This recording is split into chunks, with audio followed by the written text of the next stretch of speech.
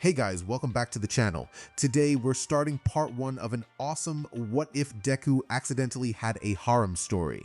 If you want to see part 2, drop a comment below and tell me what you think. Don't forget to like, subscribe, and share. It really helps the channel grow. Now sit back, relax, and let's jump into the story. Hero. This word holds immense significance in the world, defining society as a whole. But what does it truly mean to be a hero? A hero defeats villains, saves people, and always emerges victorious. A hero brings joy to a child's face. Under these definitions, Midoriya Izuku struggled to see himself as a hero at that moment. The young man had faced numerous challenges and battles, significantly improving his skills since the day his idol and mentor entrusted him with the power of one for all.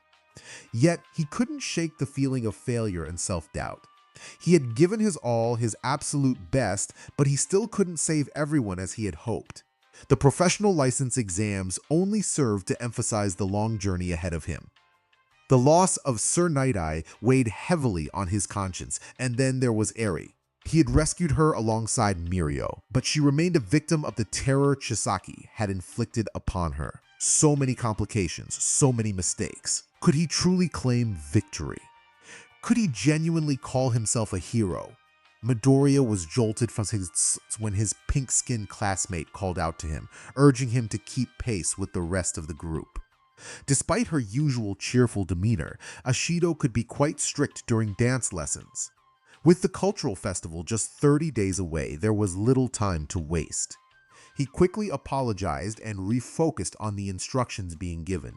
Learning to dance felt almost as challenging as the rigorous hero training Aizawa-sensei put them through.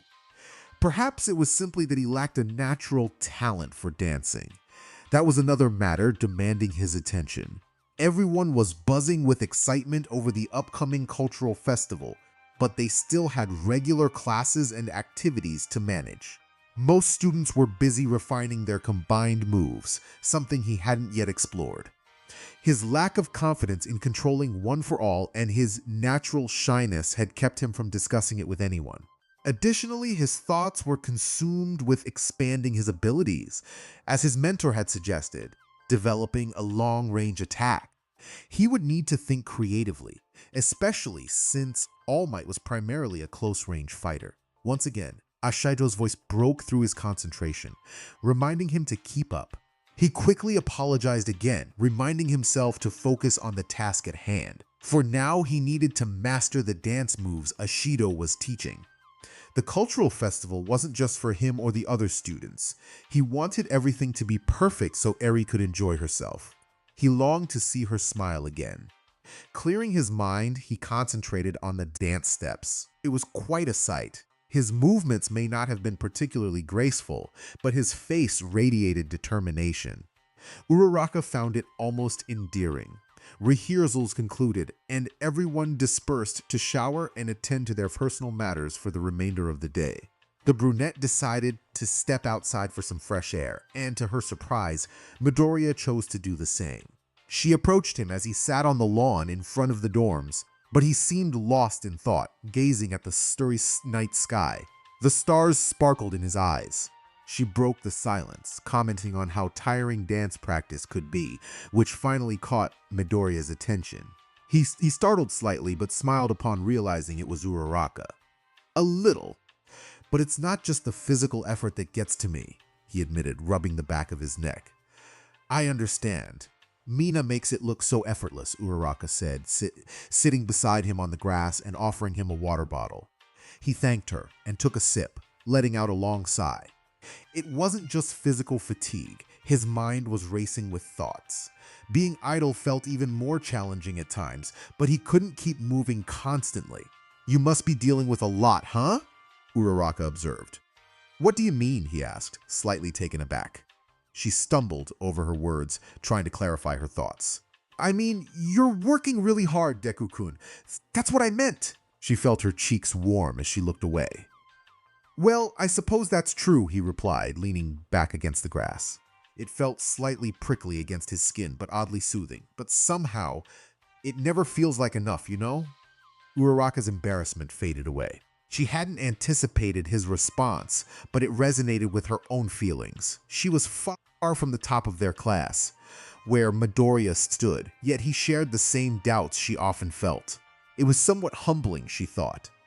As she lay on the grass beside him, she gazed up at the stars. She believed he was doing quite well, all things considered. Midoriya's brow furrowed slightly as he reflected on her words. He felt as though he was always falling short of his expectations. But he was still giving his best, wasn't he? What if his best wasn't enough? That question lingered in the air, not directed at Uraraka, but rather a self-reflection. She noticed a different expression on his face, one she hadn't seen before. It troubled her. He appeared somewhat hopeless, a stark contrast to the determined person she knew. It seemed the events of the raid had been weighing on him, especially what had happened with Sir Nightai and Eri. His silence confirmed her suspicions. Of course, it would trouble him. Even Uraraka felt shaken by those events, so she could only imagine how Midoriya felt, having worked closely with Sir Nightai. It wasn't just that Togata-senpai had lost his quirk, and Eri's condition remained concerning. For someone as compassionate as Midoriya, these burdens would feel even heavier. She wished for something uplifting to say, something beyond the usual reassurances of "we'll do better next time" or "let's work harder." It was clear that the issues they faced weren't due to a lack of effort, leading to some grim realizations. What could she say to lift his spirits? Was there even a reason to feel hopeful? Uraraka began to speak, letting her heart guide her words. She had been contemplating her reasons for wanting to be a hero. Everyone had their personal motivations, and she had hers too.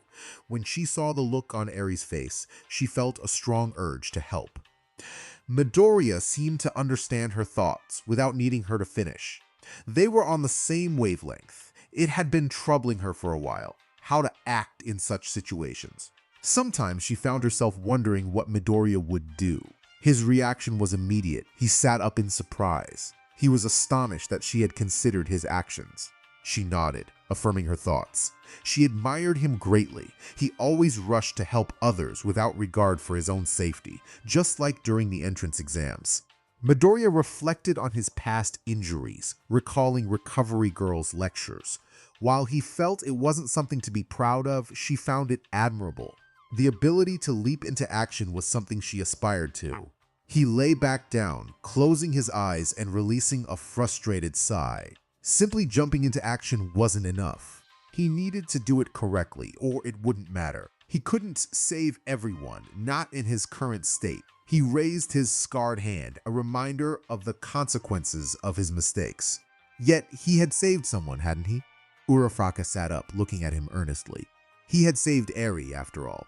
Yes, but Mirio-senpai had lost his quirk, and yet he was alive. Midoriya had given his all and returned safely, hadn't he? Yes, but only because of Eri's quirk. Even though they had lost Sir Nightai, they had completed their mission. The villains were defeated, right? She spoke the truth. Uraraka wasn't trying to paint a rosy picture. She was simply stating the facts. He conceded that she was right. Then she took a deep breath. She urged him not to give up. It might be selfish of her, but she looked up to him. If he believed he couldn't succeed, what hope did she have? This put him in a difficult position. Midoriya had always aspired to be like the pro heroes, never the one being looked up to. He felt she was giving him too much credit. Wasn't she allowed to? It wasn't a matter of permission. He simply didn't believe he was worthy, at least not yet. She understood that feeling of inadequacy. She wanted to save others too, even if she wasn't the strongest or the fastest. Uraraka lay back on the grass, trying to calm her racing heart. Deku-kun didn't need to be the best for her admiration. She appreciated his effort and found it admirable, even if he fell short of his goals. As long as his heart was in the right place, she would continue to look up to him. This realization struck him deeply. It was the same reason All Might had passed one for all to him. That drive, that feeling in his chest that propelled him forward before he even thought about the consequences. When the moment arrived, he acted without hesitation. Midoriya had been training to avoid injury, but he had never considered that perhaps he should refrain from intervening. It was only Mirio's experience that had prevented them from rescuing Eri from Chisaki during their first encounter. The knowledge that another host for One for All had existed before him had sown seeds of doubt. The loss of Sir had affected him more than he realized. The thought, if I couldn't save everyone, what was the point, had been haunting him lately. Yet, the point was that he had saved someone. He had given his all, returned without serious injuries, and saved Eri. The villains had been defeated, and he would certainly make that little girl smile. However, his journey was far from over. He still had a long way to go, and dwelling on his mistakes wouldn't help him. He needed to improve so that his best could save even more people. He owed it to everyone who believed in him, including Uraraka. In the right place, he thought, a smile slowly forming on his lips. Whenever he felt uncertain, she had a way of guiding him back to the right path. He turned to her, expressing his gratitude. She had a way of helping him align his thoughts and feelings, and he was thankful for her belief in him.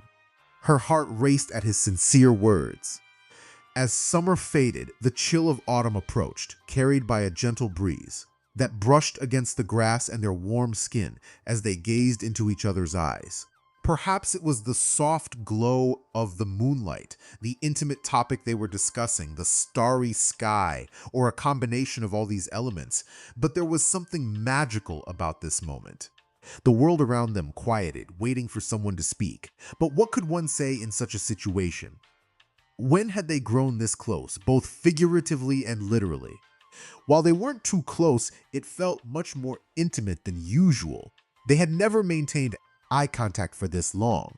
As the silence stretched, they began to glance away, only to notice the details of one another. The color of his hair, how her skin reflected the silver light, the constellation-like freckles on his face, the softness of her round cheeks, and the warmth in their cheeks. This was the moment to break the silent gaze, and they rolled onto their backs to look up at the sky again. Before the atmosphere could become even more awkward, Midoriya stood up, brushing himself off and extending a hand to Uraraka. He expressed his gratitude once more, acknowledging how much their conversation meant to him while avoiding direct eye contact. She insisted it was no trouble at all, affirming that she would always be there to listen, as friends do, and playfully nudged his chest while also avoiding his gaze. The silence threatened to become awkward again. He suggested it was time to say goodnight and began to head inside. She agreed, walking alongside him to the door and then across the common room. Both felt a wave of embarrassment wash over them. Why was saying goodnight so complicated? He finally managed to say goodnight to her, and she returned the sentiment, each heading to their respective rooms, feeling physically exhausted from hero training and preparations for the cultural festival, yet uplifted in spirit. Midoriya felt a renewed determination, inspired by Uraraka's kind words and faith in him. Her belief in him filled him with warmth. Meanwhile, Uraraka wore a broad smile, struggling to contain her excitement. She wanted to cup her cheeks, fearing she might float away again. He had said she meant a lot to him, hadn't he? The giddiness made it impossible for her to sleep. She had thought she needed to suppress her feelings before, but if they were mutual and could help them grow as heroes, shouldn't she embrace them more? The brunette reflected on her day, finally drifting into a peaceful slumber. Another day began with a routine patrol through the city streets. The life of a hero appeared glamorous and exciting on screens, but the reality involved countless mundane tasks hidden beneath the surface. Beyond the paperwork and interactions with the police, there was the daily duty of looking for trouble. Fortunately, encounters with criminals possessing extraordinary abilities were rare. Most days ended without significant incidents, perhaps a lost child or a minor theft, but the truly major events were infrequent. Such a steady and almost monotonous pace allowed the mind to wander, especially for someone accustomed to the routine. Midoriya found himself deep in thought, contemplating his next super move. He recalled All Might's recent advice about maximizing his power output in a single moment. The first step in mastering One for All involved releasing 100% of the power at a specific body part. Then he needed to learn to release a small amount of power continuously and gradually increase that amount. Although his body wasn't ready for full power all the time, All Might's revelation clarified that even he didn't fight at 100% constantly. There was a finesse to controlling such immense power that Midoriya had not fully appreciated before, and it weighed heavily on him, knowing the high standards he needed to meet. Midoriya's training extended beyond his physical abilities. His senses had sharpened as well. Even in his deep contemplation, he noticed suspicious movement at the corner of his vision. A lanky figure emerged from an alley, sprinting down the street and colliding with pedestrians. A cry rang out from the crowd as the suspicious individual emerged with a purse in hand. Just then, a short, stocky accomplice on a scooter sped by, picking up his partner in crime. This was precisely the kind of situation that could arise during a routine patrol. Without hesitation, Deku sprang into action. The energy of One for All surged through him, empowering his legs to leap across the street. He grabbed a lamppost to change direction mid-air, avoiding the ground entirely. Navigating through the mildly busy streets would have been challenging, but soaring above the heads of civilians was much quicker. They only had a fleeting moment to notice the emerald flash darting overhead, a hero in motion, creating a stir below. Realizing they were being pursued, the criminals accelerated on the scooter. While it wasn't particularly fast, they hoped it would be enough to shake off the hero in green. If he were an inexperienced student, perhaps it would have worked, but Deku had proven himself capable. This situation was well within his abilities, and he seized the opportunity to test his skills. The duo made a sharp turn into an alley, attempting to evade him. Deku landed on a wall, confirming a clear path to their position. He kicked off the wall, propelling himself through the alley and quickly closing the distance. Before they knew it, he stood in front of them as they exited the alley, one hand poised for action. With determination, Deku unleashed a powerful gust of wind. The force was strong enough to knock the two robbers off balance and send them to the ground.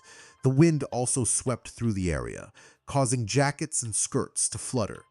Even at 20% of One for All, the power was considerable. However, the exertion took its toll on him. Deku landed on his feet across the street, feeling a familiar burning sensation radiate through his right hand. He had pushed himself, and the outcome was less than ideal.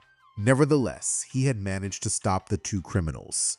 As he crossed the street to secure them, a police officer arrived.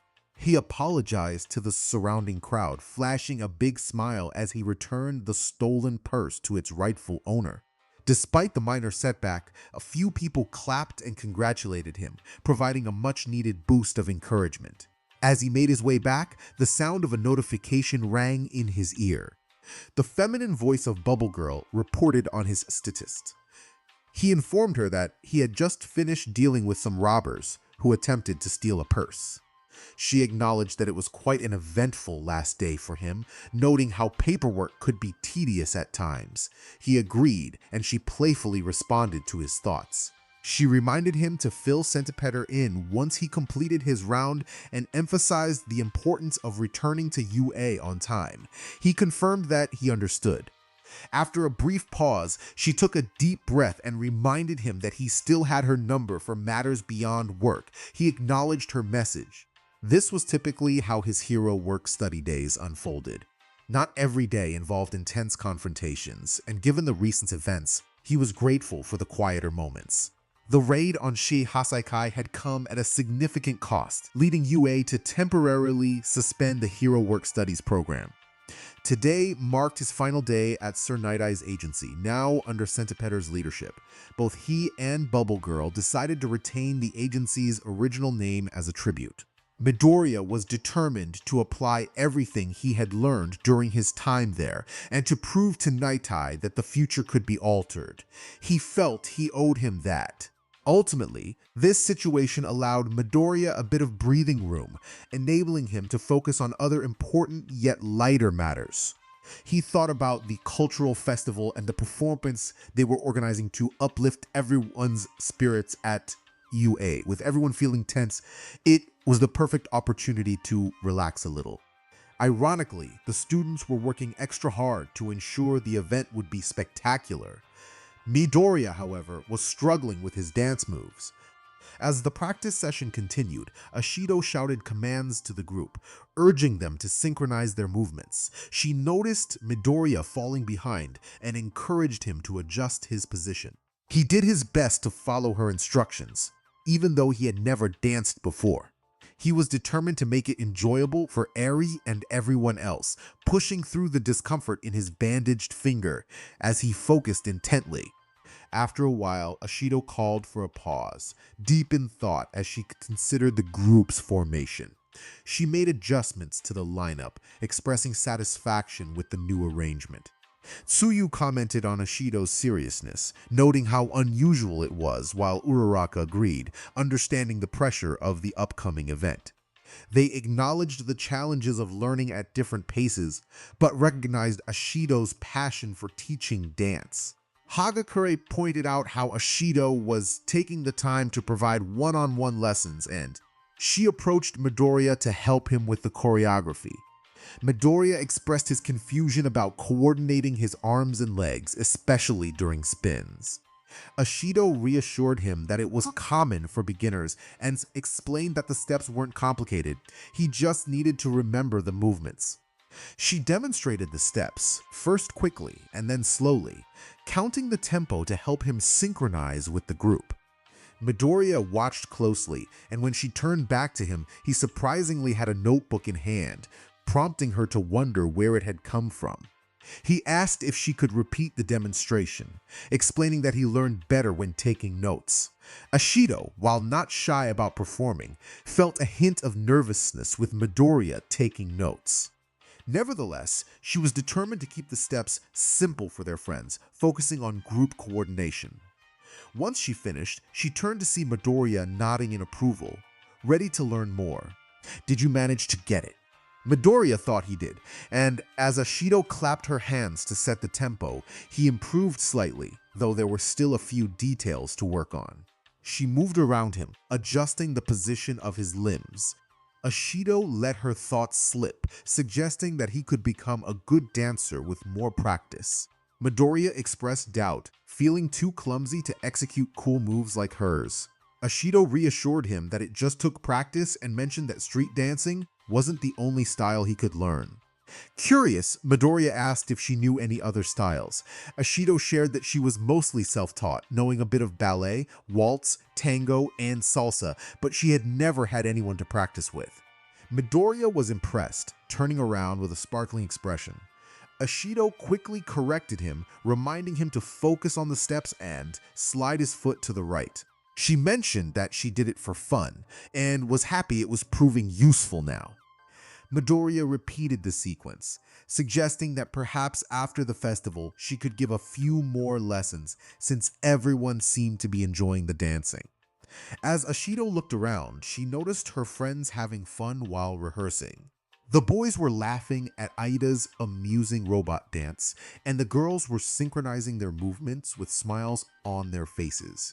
Even Midoriya was diligently taking notes and trying his best to learn from her, which made Ashido happy. She asked if he would be interested in taking extra lessons after the festival, to which he agreed, albeit with a hint of concern about being a slow learner. Ashido reassured him that he was getting the hang of it and reached for a high five, only to notice his bandaged fingers. Concern filled her face as she realized he was hurt. Midoriya downplayed his injury, flexing his fingers to show it wasn't serious and that he was used to it. Despite his reassurance, Ashido wished he didn't have to endure any pain. He mentioned that his temporary pro job was coming to an end, as the principal had decided to put the program on hold. Ashido joked about needing to put in extra effort next time and asked him to put in a good word for her. Midoriya chuckled, unsure if it would help but promised to try. He wondered if Centipeder would accept him again. Ashido playfully wrapped her arm around him, pulling him back to the group. She rallied everyone to start again from the top, counting them in. Reflecting on the year's events and the rigorous training from Aizawa Sensei, Ashido found rehearsing for the cultural festival surprisingly enjoyable. Setting aside her modesty, she felt proud to showcase her dance moves and impress everyone, including Midoriya, who had shown an interest in dancing. Curiosity sparked in her about what he wrote in that notebook of his.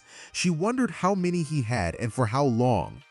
With enthusiasm, Ashido announced the completion of the first part of the choreography, receiving a collective cheer from the group. She then explained that for the second part, the back line would split and move to the sides, instructing everyone to take their places. She offered to show Midoriya the moves. As Ashido demonstrated the steps and Midoriya took notes, Uraraka observed them. The other girls noticed her frozen, staring into space. Concerned, one of them called out to her, but there was no response. Another waved her hand in front of Uraraka's face, finally catching her attention. Apologizing, Uraraka asked what was going on, and one of the girls pointed out that she had zoned out. They checked to see if everything was all right. Uraraka felt a bit confused by the worried expressions of her friends, but internally, she sensed something was amiss. It wasn't a physical discomfort, though she couldn't shake the faint sting in her chest. Moments ago, she had been practicing dance moves with everyone, and watching Ashido teach Midoriya while they chatted cheerfully caused her to pause. What was this feeling? It was unfamiliar, and unlike the warmth she felt when Midoriya told her she was special to him, this sensation was unsettling. It filled her with worry and restlessness, causing her to zone out. Despite the heaviness in her heart, Uraraka decided to push the feeling aside, convincing herself it was probably nothing to be concerned about. Then she saw something she couldn't unsee. Although her view was limited, she caught a glimpse of Midoriya in a compromising position, and a wave of shame, fear, and confusion washed over her. She quickly ducked behind a corner, terrified of being discovered, especially by him. Uraraka felt the need for help, but she hesitated, unsure if Hagakure could assist given Midoriya's powerful quirk. Curiosity got the better of her, and she peeked around the edge, unaware of her invisibility. What she saw next made her heart race. Midoriya was too close for comfort, and instinctively, she covered herself protectively. The sounds coming from Uraraka were distressing, and Hagakure felt a surge of guilt for witnessing it. She recalled hearing about something similar before, but the name eluded her. The thought made her head feel hot, and she quickly pushed it away. If someone with infrared vision were nearby, they would see that her face wasn't the only thing flushed. When Uraraka's scream pierced the air and then fell silent, panic set in. Hagakure fled to the nearest hiding spot, fearing that Midoriya might target her next. She didn't want to know what had transpired, and she hoped Uraraka would forgive her for not sticking around. After hiding behind a large tree, it took her several minutes to catch her breath and calm her racing heart. The sight of Midoriya, the boy everyone considered harmless, acting in such a way was troubling. Was this a sign of a darker side? Could he be responsible for past attacks? Hagakure tried to reassure herself. Midoriya wouldn't risk injury in battles if he were truly a villain. But then again, why had he acted that way? Did he have feelings for Uraraka that were too intense? The thought filled her with dread. She had assumed Uraraka liked him too, but what if that wasn't the case? Would this mean Uraraka would never find happiness? Her thoughts were interrupted by familiar voices. Peeking around the tree, she spotted Midoriya and Uraraka walking together, sharing a hug. A troubling thought crossed her mind. What if Midoriya pressured Uraraka into a relationship? He had the strength to do so. As a good friend, Hagakure felt compelled to help Uraraka navigate this complicated situation and set Midoriya straight. He was still a friend, after all. Determined, she left her hiding spot and made her way toward the main building at UA to find her friends, sensing that she would need their support. Unfortunately, lunch had ended, and she returned to the classroom. There, she struggled to focus on Aizawa's lecture, her gaze flitting between Uraraka and Midoriya, then to the clock, and back again. One advantage of being invisible was that when she wasn't paying attention, no one noticed. However, after years of teaching Class 1A, Aizawa had developed a keen sense for detecting distractions, almost like a sixth sense. And the solution comes in this way. Hagakure.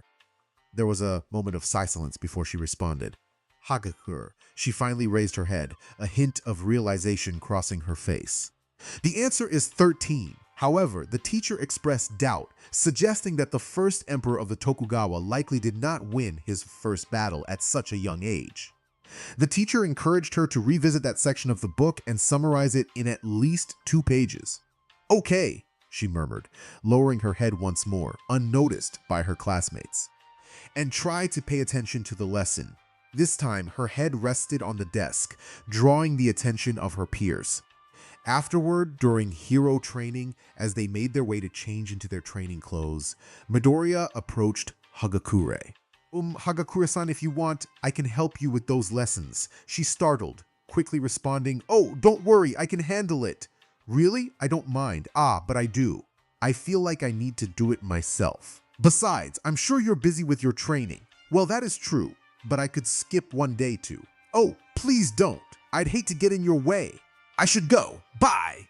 With that, she hurried to the girls' locker room, leaving Midoriya feeling confused and embarrassed. Did he say something wrong? Ida reassured Midoriya, saying that Hagakure likely meant it when she said she needed to do it herself. As heroes in training, they all needed to overcome their challenges. "I guess so," Midoriya replied, still uncertain. By a twist of fate, the hero training turned into a game of tag, with pairs tied together. The objective was to steal the headband from the opposing team, reminiscent of a chivalric battle. Naturally, Hagakure found herself facing Midoriya.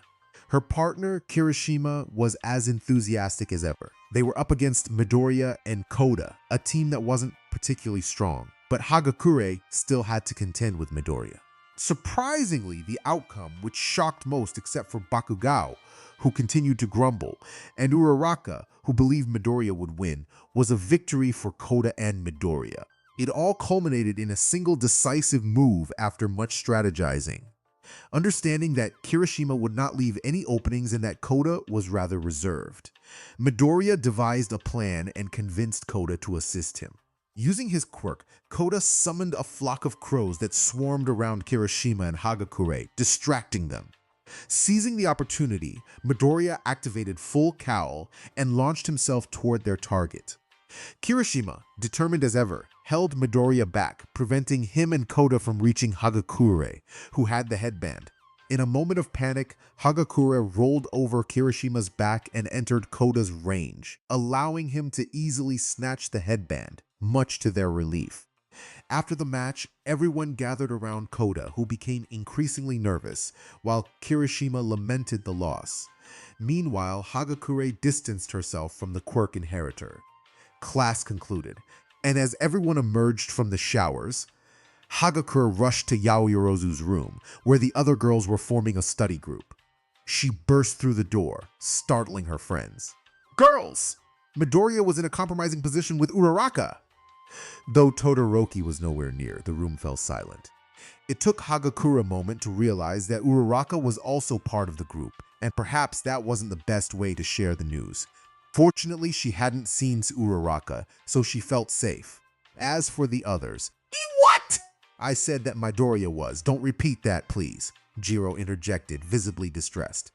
"Hagakure-san, gossiping is a very bad habit, especially about this kind of topic." Yaoyorozu, still recovering from the shock, took on a more mature tone. Ashido, on the other hand, was intrigued. "Oh my girl, where did you hear that?" "Here? I saw it with my own eyes." The memory made her shudder. "Ribbit! As shocking as it sounds, I really doubt that Midoriya would do something like that." "I agree. Those two have been growing closer since the start of the year, and we haven't seen them take any significant steps forward. I would even say it's unlikely for them to get together before graduation," Jiro added. They all somewhat agreed, but that didn't erase the blush on their faces. The mere suggestion of such a scenario sparked their imaginations. Toru expressed her thoughts about a certain situation, leaving Mina feeling quite uncomfortable and embarrassed. She asked Toru to clarify what she meant, and Toru confirmed her statement with enthusiasm. Momo mentioned that Uraraka was busy and would join them another day, which caused their minds to wander back to the topic, though they quickly dismissed the thought. Toru explained her reasoning, recalling how she had noticed Midoriya and Uraraka often disappearing together. Driven by curiosity, she had followed them but lost track. Eventually, she heard a noise behind one of the gyms and went to investigate, thinking it was a cat. Toru's revelation about what she saw made Jiro cover her ears, overwhelmed by the details. Hagakure insisted that the situation was serious and could lead to trouble if others found out she was sharing this information. Momo, while supportive of the idea of Uraraka being bold, felt it was too much to handle. Toru pleaded for support, but Mina found it hard to believe that Midoriya, known for his nervousness, would act in such a way. Toru tried to explain further, but realized she had already said too much. The girls felt a mix of emotions, and the atmosphere in the room shifted as they processed the implications of Toru's story. Momo took it upon herself to suggest that they should not jump to conclusions, reminding them that Toru had not been noticed by Midoriya and Uraraka. She encouraged them to consider other possibilities, like a prank involving an illusion quirk. The group decided to keep an eye on the potential couple, hoping to clarify the situation. They spent the weekend observing from a distance, trying to gather information without raising suspicion. To their surprise, Midoriya and Uraraka appeared to be acting normally, which led them to continue their surveillance into the following week. As they watched, the girls noticed subtle signs of closeness between Midoriya and Uraraka, shared glances in class, small exchanges of food, and supportive interactions during hero training. Their smiles were constant, and if it weren't for the circumstances, the girls would have been thrilled to see their friends developing mutual feelings. By the end of the week, the group gathered in Yaoyorozu's room to discuss their findings after completing their homework. They concluded that Midoriya and Uraraka were indeed growing closer, but not in a way that warranted concern. Momo asked Toru if she had any idea who might have played a prank on her, solidifying their resolve to uncover the truth behind the situation. Mina and Momo were deeply engrossed in their conversation, with one of them insisting that she had witnessed something unusual. Despite the insistence, Kyoka pointed out that it was merely her word against others, and there was no evidence to support her claim. Toru, feeling frustrated, urged her friend to forget about it, but Hagakure felt a lingering impression in her mind, as if it had been etched there. The group contemplated the possibility of it being a quirk-related incident, suggesting they could find the user to clarify the situation. They considered asking Midoriya for help, but Toru quickly dismissed the idea, feeling anxious about the implications. Hagakure, weary from a lack of sleep, sighed and suggested they prepare for bed, noting the special class scheduled for the next day. The others expressed their discontent about having a class on a Saturday, but at least it would be focused on hero training. As they each retreated to their rooms, Hagakure found herself unable to sleep. She felt a twinge of sadness that her friends didn't believe her. She wished it were a trick of the mind, but the vividness of the memory made it hard to dismiss.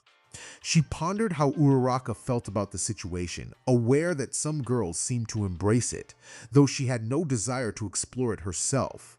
Feeling overwhelmed, she decided she needed some fresh air. She slipped out onto the balcony, letting the cool breeze soothe her. The night sky was clear, filled with stars, and the full moon cast a bluish glow. She lost track of time, gazing upwards, trying to escape her troubling thoughts. Suddenly, she noticed a figure scaling the building, illuminated by the moonlight. It leaped to the 5th floor balcony, and she squinted to discern who it was. It appeared to have originated from the 4th floor. Realizing she was on the 3rd floor, with Mina above her and Momo and Sue on the 5th, she connected the dots. That must be Ochako's room, she thought, panic rising within her.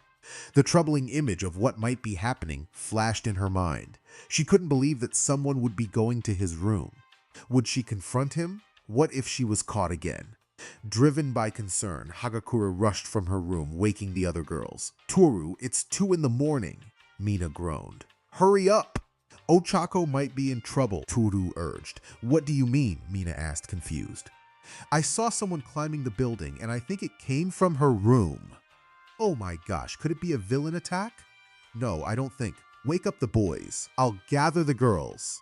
Meet me at Ochako's room. Wait, I don't think that, but Mina was already gone. After a frantic 5 minutes, all the girls gathered outside Uraraka's room, where they found only Toru waiting anxiously at the door. Toru, what happened? Did the boys not wake up? One of the girls asked. No, I didn't call them. If you had listened to me, you would understand what's going on. Yaoyorozu, still half asleep, stepped forward and inquired about the commotion. I think Ochako went to Midoriya's room to confront him.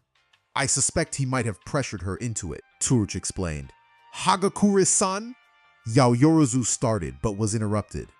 Look! Hagakure exclaimed, opening the door to reveal an empty room. I'm convinced she's at Midoriya's room. Will you come with me? The girls exchanged glances, their curiosity piqued. Checking wouldn't hurt, after all. They quietly made their way to the boys' side of the dormitory, approaching Midoriya's room with caution. They hesitated, exchanging nervous looks, whispering to avoid waking anyone. What will we say if he wakes up? One of them wondered. We could say we saw something outside and thought it might be a villain. Another suggested, trying to keep the mood light despite the tension. The group stood in anticipation, with one of them urging Toru to take action. Toru hesitated, questioning why she should be the one to open the door, but it was suggested that it was her idea. Momo decided to step up, expressing her willingness to handle the situation later. With a determined sigh, Yaoyorozu turned the knob only to find it locked. She glanced back at her friends who were watching her expectantly. After a moment, she created a small lockpick, which intrigued the others, who made a mental note to discuss her hidden talent later. The lock clicked open, and she carefully turned the knob, slowly pushing the door open to minimize noise. The room was dimly lit by moonlight filtering through the open glass door, allowing a cool breeze to flow in. They entered cautiously, adjusting their eyes to the darkness. When they turned to the side, they were met with an unexpected sight. Uraraka and Midoriya in a compromising position, with Uraraka focused on Midoriya. Time seemed to freeze as Midoriya and Uraraka slowly turned their heads to see their friends standing there, caught off guard. Uraraka remained focused on Midoriya, and the girls took a moment to process the shocking scene before them, realizing how Hagakure must have felt. Yaoyorozu, Hagakure, and Ashido gasped, quickly covering their mouths to avoid waking anyone else in the dorms. Yaoyorozu, whispering urgently, demanded to know what was happening. Midoriya stammered, trying to explain, but Yaoyorozu interrupted, expressing her disbelief and anger at the situation. Uraraka, recovering from her shock, attempted to defend Midoriya, insisting that it wasn't what it seemed. Mina chimed in, incredulous at what she had witnessed. Uraraka urged everyone to calm down and listen, but the tension in the room was palpable.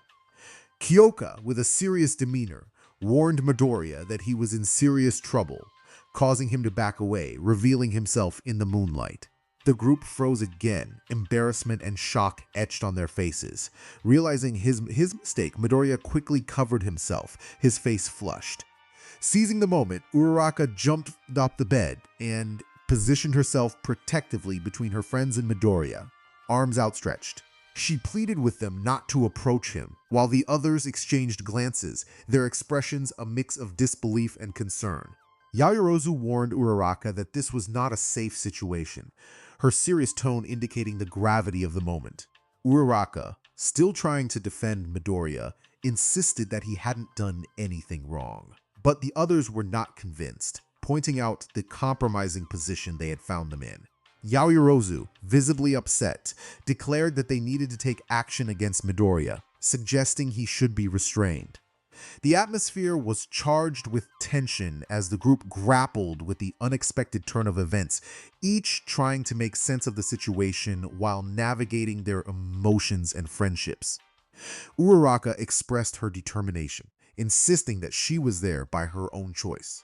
The other girls were taken aback by her honesty, which was unusual for her. They began to worry that something must be wrong, suspecting that Midoriya might have influenced her in some way. Concern replaced their anger as they thought about Uraraka's well-being. Yaoyorozu placed a comforting hand on her shoulder, trying to reassure her. She promised that they would figure things out together. Ashido chimed in, vowing to keep everything a secret. Despite Uraraka's attempts to explain herself, the girls gently urged her to leave the room, pushing her along as she protested. Once outside, they turned back to glare at Midoriya, who felt a chill run down his spine. Left alone, he was filled with confusion and a deep sense of fear for what might come next. In Yaoyorozu's room, the girls surrounded Uraraka, bombarding her with questions about what had transpired. Frustration grew within her as she repeated that she had gone to see Midoriya willingly. They insisted she didn't need to hide anything, but she remained firm in her stance. Uraraka affirmed that no one had manipulated her, despite their disbelief. The girls exchanged worried glances, struggling to comprehend her feelings for Midoriya. They pressed her for details, but she insisted that she wanted to be with him. Kyoka expressed concern for Uraraka's safety, suggesting she shouldn't be alone. Uraraka dismissed the worry, confident that Midoriya meant her no harm. Yaoyorozu, however, felt they needed to inform the teachers, fearing for Uraraka's well-being. Uraraka's patience wore thin as she defended her relationship with Midoriya, emphasizing that he had never hurt her. The tension escalated as the girls struggled to accept her feelings, leading to a heated exchange. Uraraka felt disappointed that her friends couldn't support her happiness. With a heavy heart, she left the room, feeling misunderstood and isolated in her choices. Uraraka felt a rush of embarrassment as she retreated to her room, collapsing onto her bed and burying her face in her pillow. She knew she would have to apologize to Deku later, but at that moment she was overwhelmed and needed a moment to herself. Saturday morning arrived, and Midoriya struggled to find a moment of restful sleep. The anxiety of being discovered with Uraraka weighed heavily on him, compounded by unfinished thoughts that lingered in his mind. To stay alert for the special class, he decided to take a cold shower. Afterward, he quickly grabbed a bite to eat and made his way to Ground Beta, where the class was set to take place. Alone with his thoughts, he couldn't help but think about Uraraka and the implications of their recent encounter. The surprised expressions of his classmates replayed in his mind, and he leaned against the gate, gradually drifting into a light sleep, unaware of when his classmates arrived. Many were surprised to see him awake so early, attributing it to his usual habits, while the girls wondered how he could possibly rest after everything that had happened. Soon Aizawa appeared, wrapped in his sleeping bag and sporting noticeable bags under his eyes. He mentioned needing to review last week's homework, hinting that perhaps he had taken on too much work alone. He then introduced the objective of the special class: to enhance teamwork in unusual and challenging situations, as well as to improve planning and reactions to sudden events. With that, he rolled away, leaving the class in the hands of the designated teacher. All Might then stepped in to oversee the special class, greeted by cheers from the students. He transformed into his muscular form, only to revert to his skeletal appearance moments later. This transformation had become a familiar routine, amusing to those who had grown accustomed to it. The support team had made modifications to his uniform, ensuring that even in his smaller form it fit him properly. Despite everything, All Might remained the symbol of peace. He greeted the students with enthusiasm, noting that Saturday classes were unusual but necessary for their journey to becoming pro-heroes. He explained that today's activity would be a game of capture the flag, with some unique rules. The students expressed their excitement, eager to participate. All Might continued, explaining that they would be divided into 2 teams of 5, chosen at random. This setup was designed to simulate real-life scenarios where they would need to collaborate with whoever was available. The goal was to capture the opposing team's flag and return it to their base, with the freedom to choose where to hide their flag. Ida quickly grasped the strategy involved, recognizing the need to protect their own flag while also discovering the location of the enemies. However, he was reminded that there were additional rules to consider. All Might clarified that they could employ any strategy they deemed fit. The match would conclude if one team successfully brought the enemy's flag to their base, but they could attempt to reclaim it during the process. There was also a time limit of 15 minutes, and the winning team would be the one that managed to hold onto the enemy's flag, even if it was outside their base. Carrying their own flag around was not permitted. Then came the special rules. All Might informed them that 6 villains would be scattered throughout the area, randomly interfering with both teams. The students reacted with surprise, realizing the added challenge they would face. All Might explained that villains often acted out of selfish desires, putting others in danger and causing chaos. As aspiring heroes, they needed to learn how to navigate such obstacles while remaining focused on their objectives. He encouraged them to think of scenarios where they might need to assist someone in distress, reinforcing the importance of their training. The atmosphere shifted as the students absorbed All Might's words. Even in his smaller form, he inspired them to strive for what was right and to exceed expectations. The symbol of peace had an undeniable strength that motivated them all. They proceeded to organize the teams, with the first group consisting of Yaoyorozu Momo, Hagakure Toru, Sero Hanta, Shoji Meizo, and Midoriya Izuku. The second team included Kaminari Denki, Kirishima Eijiro, Asui Tsuyu, Ashido Mina, and Sato Rikido. The villains for this round were Todoroki Shoto, Ojiro Masharao, Mineta Minoru, Jiro Kyoka, Aoyama Yuga, and Bakugo Katsuki. The two teams entered ground beta through different routes while the villains dispersed. The remaining students and All Might made their way to the monitoring room. Once the speakers were activated, he announced the Thing's game had begun and they had 15 minutes. The horn sounded, and immediately the team sprang into action. Team A. Upon finding a suitable location to conceal their flag, Midoriya began devising a plan. He decided it would be best to leave Hagakure and Shoji at the base.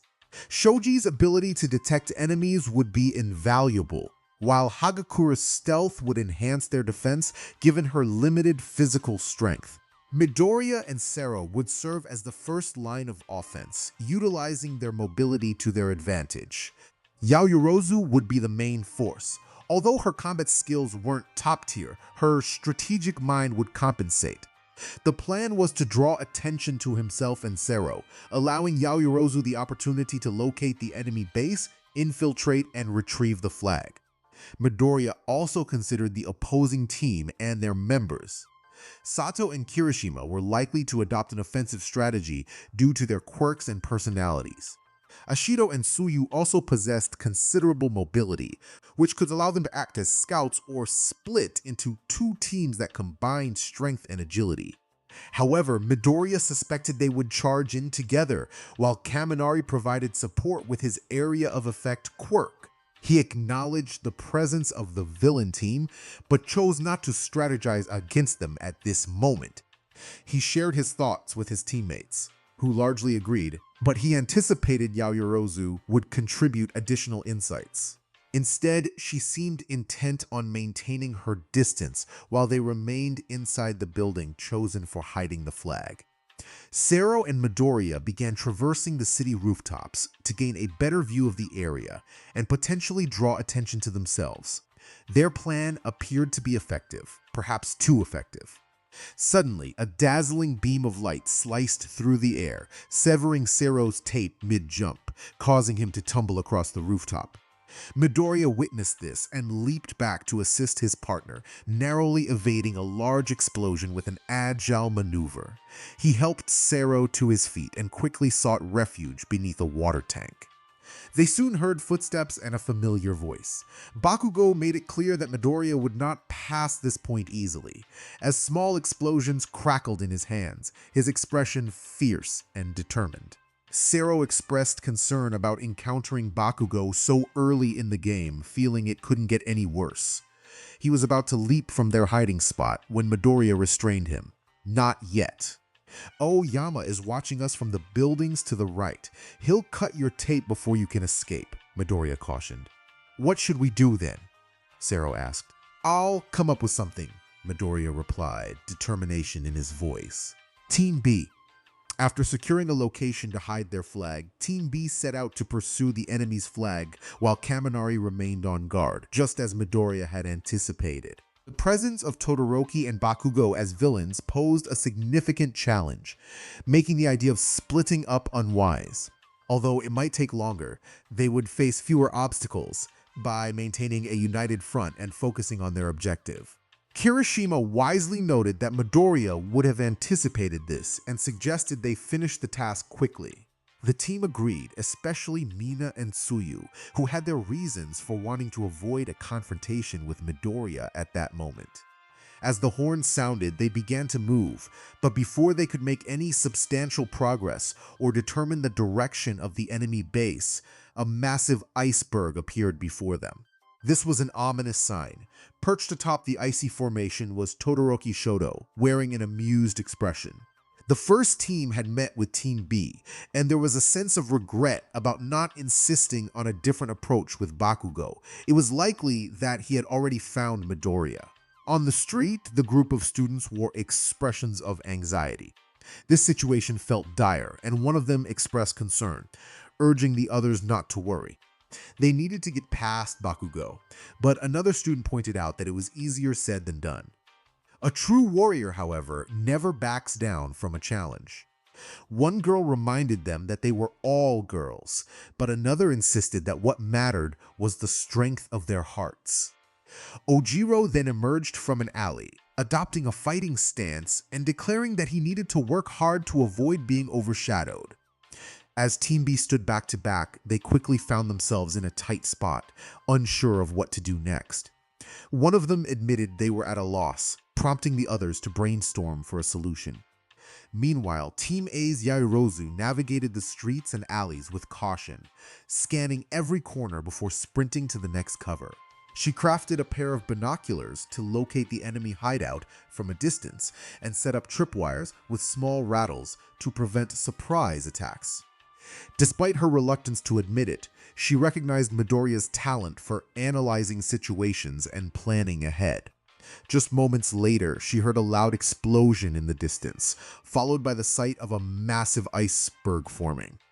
This provided her with a lead on the enemy base, but she knew rushing straight toward it could lead to encounters with more adversaries or Team B. With this in mind, she decided to take a small detour, now moving with purpose. She sprinted into a large garage, hoping to cross it quickly and avoid detection.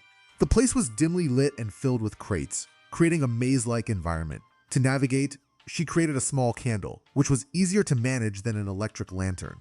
As she carefully made her way through the maze, she suddenly felt something latch onto her ankle.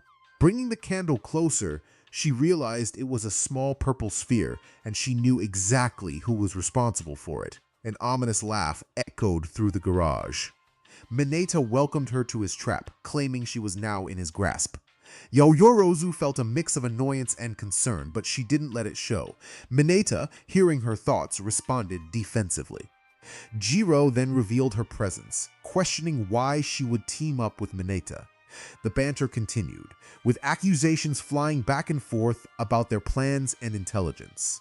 Despite the chaos, Yaoyorozu remained focused, carefully maneuvering with her candle. She noticed Mineta moving around, his voice giving away his position. She couldn't let him catch her off guard as she had experienced during the sports festival. The risk of running into him was high, and getting stuck in those purple spheres would mean defeat. Just as she was on edge, she turned a corner and was startled to see Jiro, who already had some spheres attached to her. Jiro signaled for silence and plugged one of her jacks into a crate. Yaoyorozu understood her intention and quickly created something to assist. Jiro then unplugged and noticed a small piece of paper near her foot, which had a message that read, "I have a plan." Jiro listened intently. In another part of the arena, Midoriya was in a precarious situation, with someone threatening to blast him until he couldn't stand. Sero observed the situation, noting Bakugo's aggressive demeanor. He wondered what their next move should be while they remained concealed beneath the water tank. They had already tested their options, realizing that if Sero launched a tape to escape, Aoyama would cut it with his naval laser. Meanwhile, Bakugo was waiting for Midoriya out in the open, eager for a confrontation, but also fulfilling his role in blocking their escape. Midoriya couldn't risk confronting Aoyama, and Sero knew he stood no chance against Bakugo's explosive quirk in direct combat. Unless Sero had an idea, but it was risky and required swift action. Midoriya activated full cowl and positioned himself to run, while Sero prepared to launch his tape. On the count of 3, Midoriya dashed from their hiding spot and leaped at Bakugo, his fist poised to strike. Bakugo grinned menacingly, effortlessly dodging the attack as if it were a mere bullet. He anticipated Midoriya's reckless approach, knowing he would go for a direct hit when cornered. With a swift motion, Bakugo pivoted and unleashed an explosion that sent debris flying, narrowly missing Midoriya, who rolled to safety and quickly regained his footing, evading another explosive punch. Bakugo continued his relentless pursuit, demolishing everything in his path while Midoriya skillfully dodged by mere inches. Bakugo shouted for Midoriya to stop running and face him, but Midoriya was determined not to comply.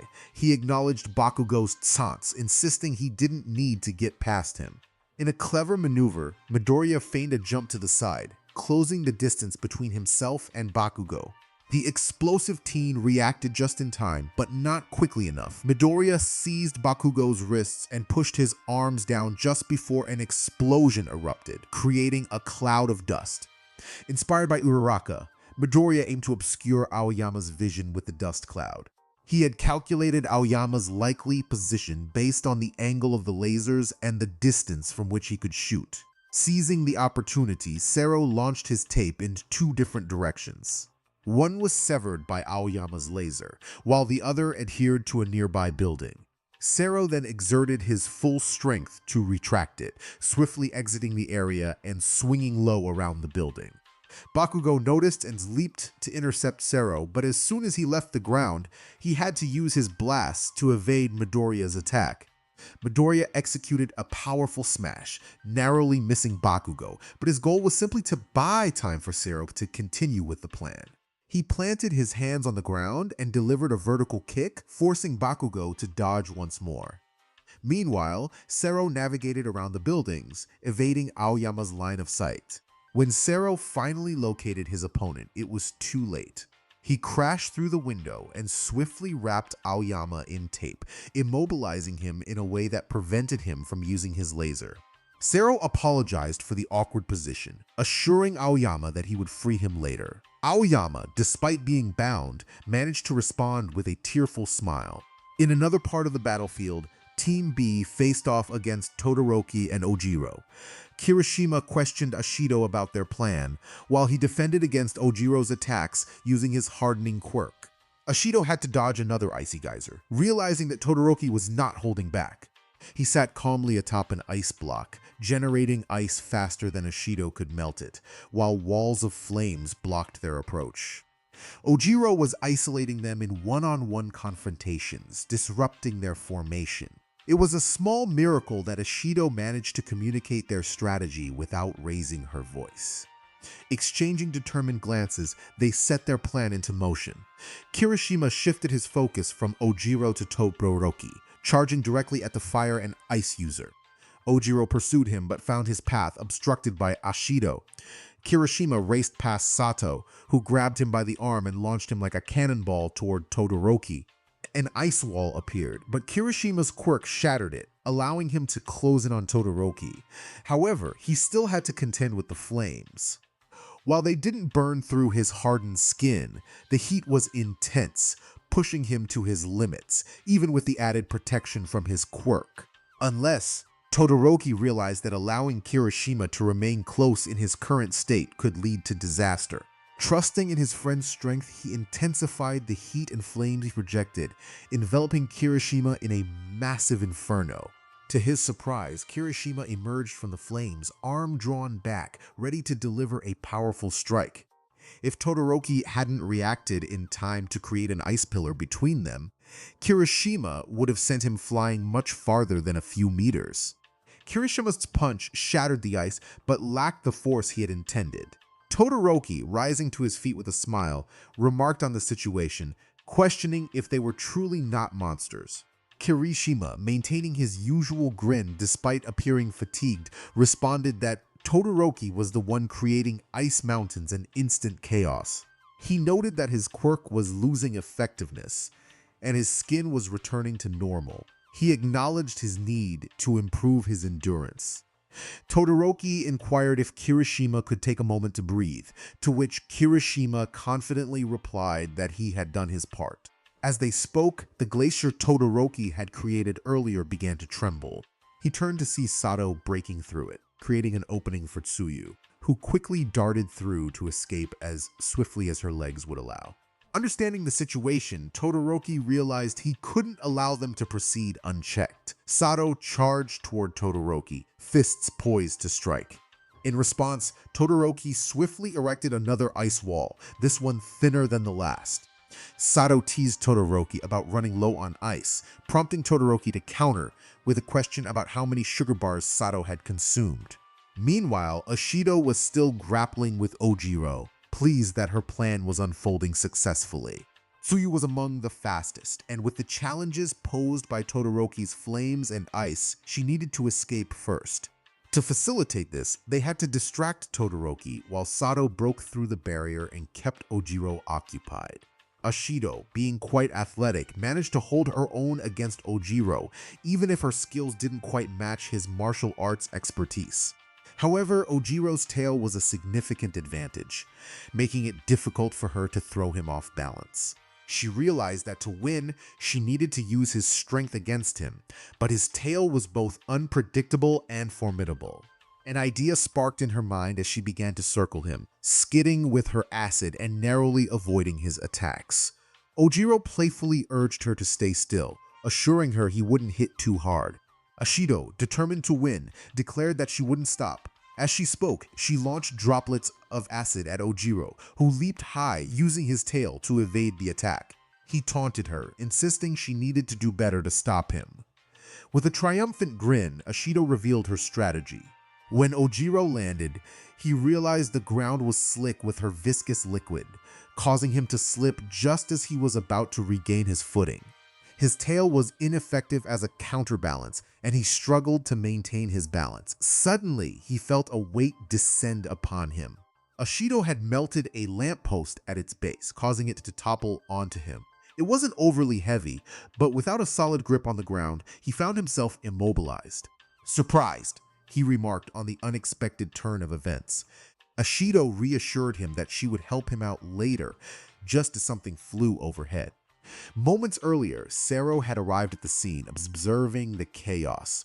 Unsure of what was happening, he recognized that getting involved would be unwise. He needed to maneuver past them without being caught, so he launched tape onto the buildings and stepped back, creating a human slingshot. As the tape reached its limit, he leaped into the air, retracting and soaring at high speed over Team B and the villains, much to Ashido's astonishment. Determined not to let him escape, Ashido chased after him, transitioning to slide with her acid to close the gap. Todoroki considered pursuing them but was forced to remain focused as Sato began hurling ice blocks in his direction. While he could melt them with his flames, he understood that the goal was to keep him restrained. "Tease, I should have finished this sooner, huh?"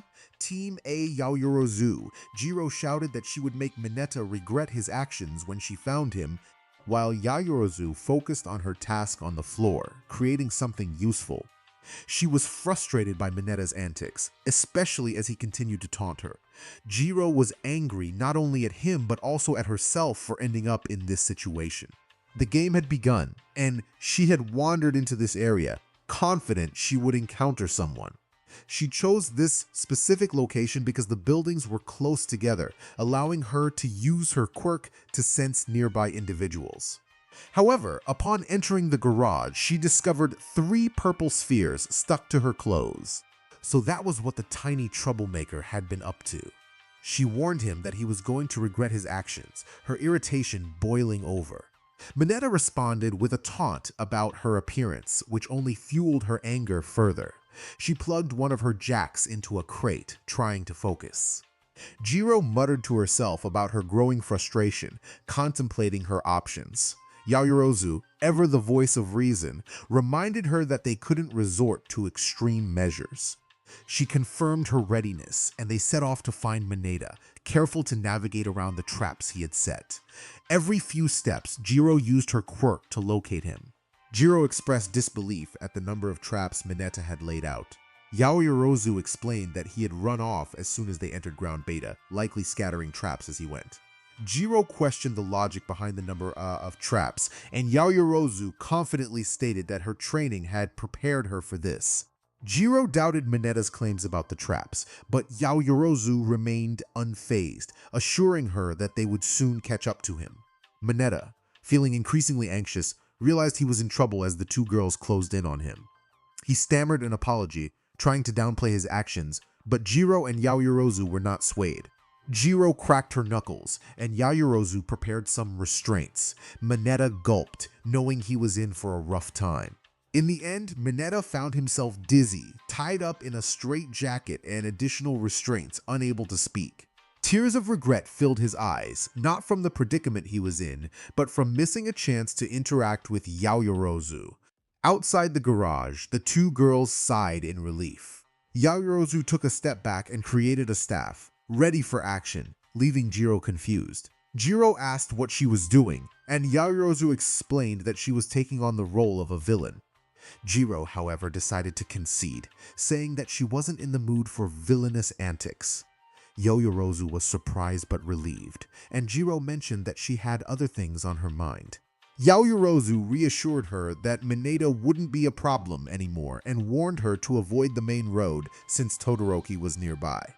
After thanking her, Jiro decided to rest, while Yaoyorozu returned to her task, both of them still thinking of the green-haired boy who had been part of their day. Team A Midoriya Bakugo was furious. He could feel it in his body. His left eye twitched, and he ground his teeth in frustration. He was certain that one day he would end up damaging his own teeth, as Midoriya often warned him. So, the desire to take a break was evident. The response was clear. There was no intention to back down. In other words, the plan was to win.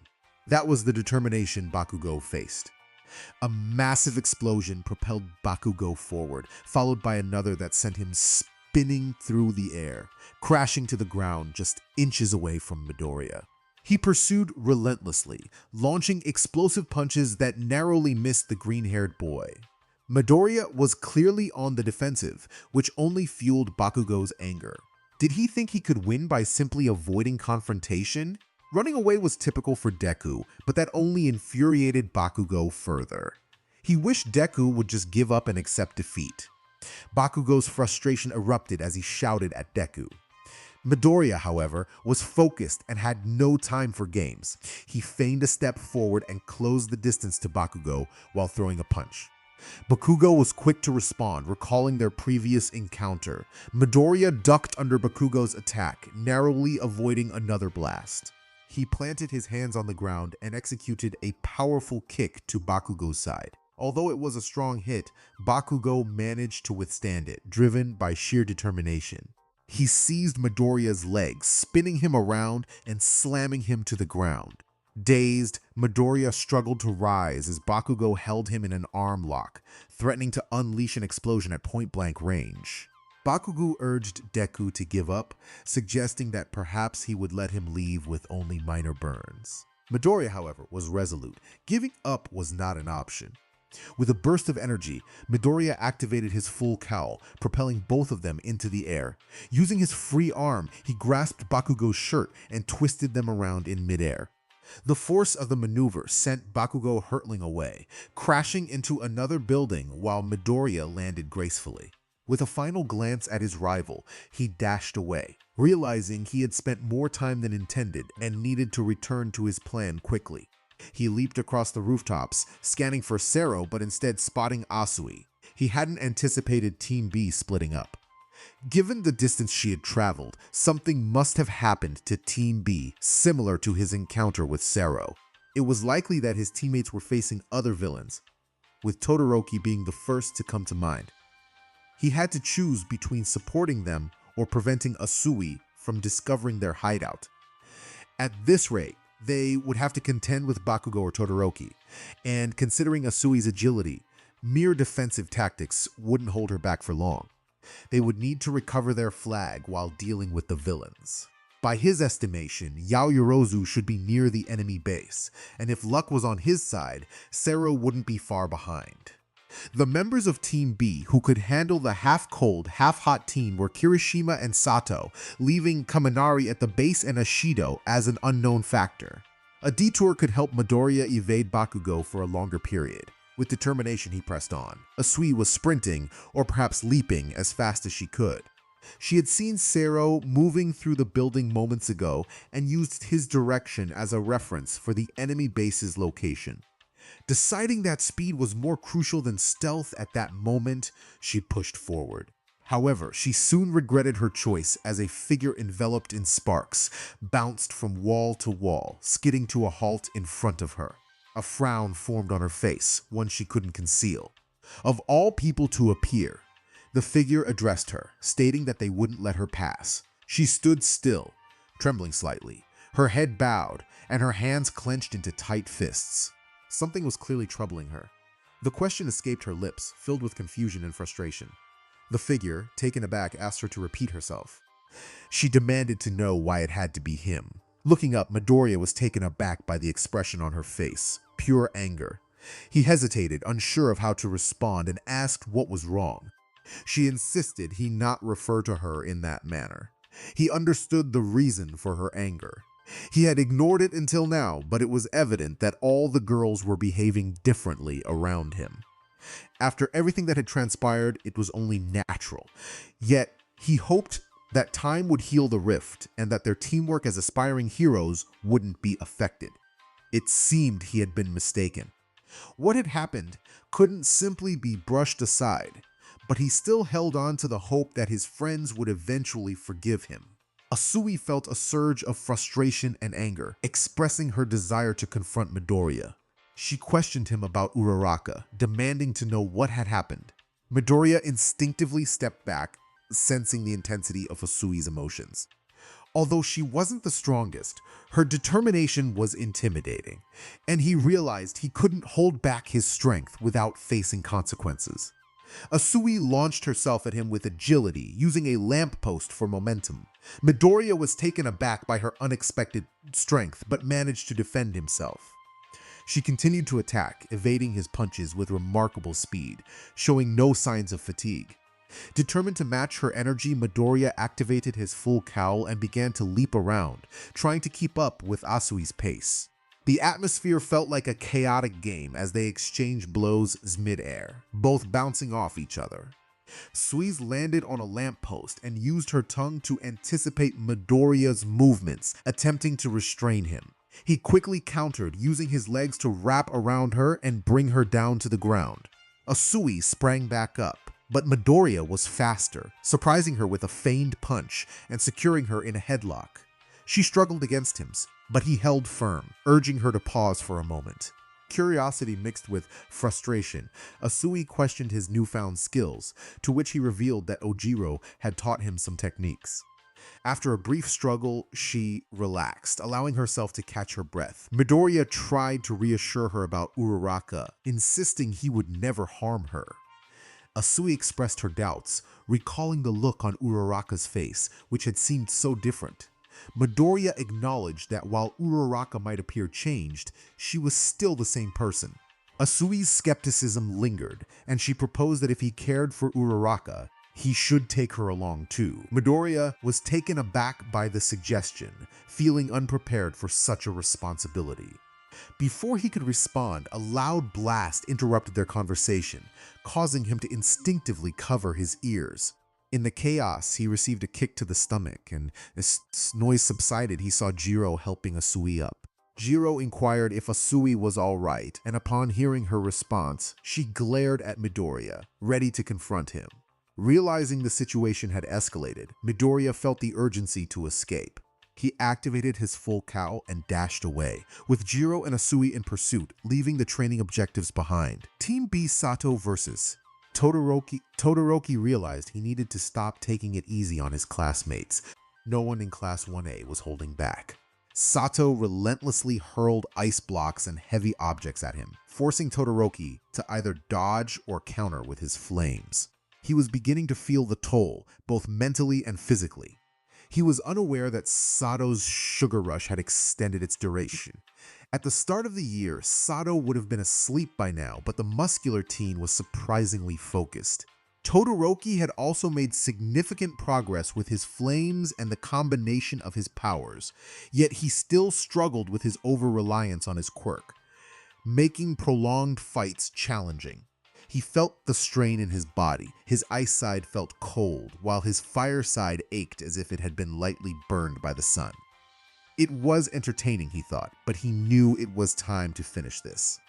Sato picked up another ice block and threw it at Todoroki, who melted it instantly with flames, creating a cloud of steam. From that cloud, a piece of metal emerged, a street sign swung by Sato. Todoroki attempted to create an ice pillar, but it wasn't fast enough to prevent damage. Sato charged at him, bending the street sign into a U-shape, believing Todoroki was weak enough to be held in place for a moment. Kirishima had used his quirk until he was exhausted and was now resting inside a building. Todoroki struggled to rise, breathing heavily from the impact to his side. Sato loomed over him, ready to pin him down, a smirk forming as he imagined defeating the prodigy, Todoroki Shoto. However, that smirk quickly turned to confusion and then surprise as he found himself trapped in an ice pillar. How could this happen? He thought Todoroki was out of ice. Todoroki explained that while he had issues relying too much on his quirk, he always kept a little in reserve. Sato expressed disappointment, thinking he would get to act cool by defeating him.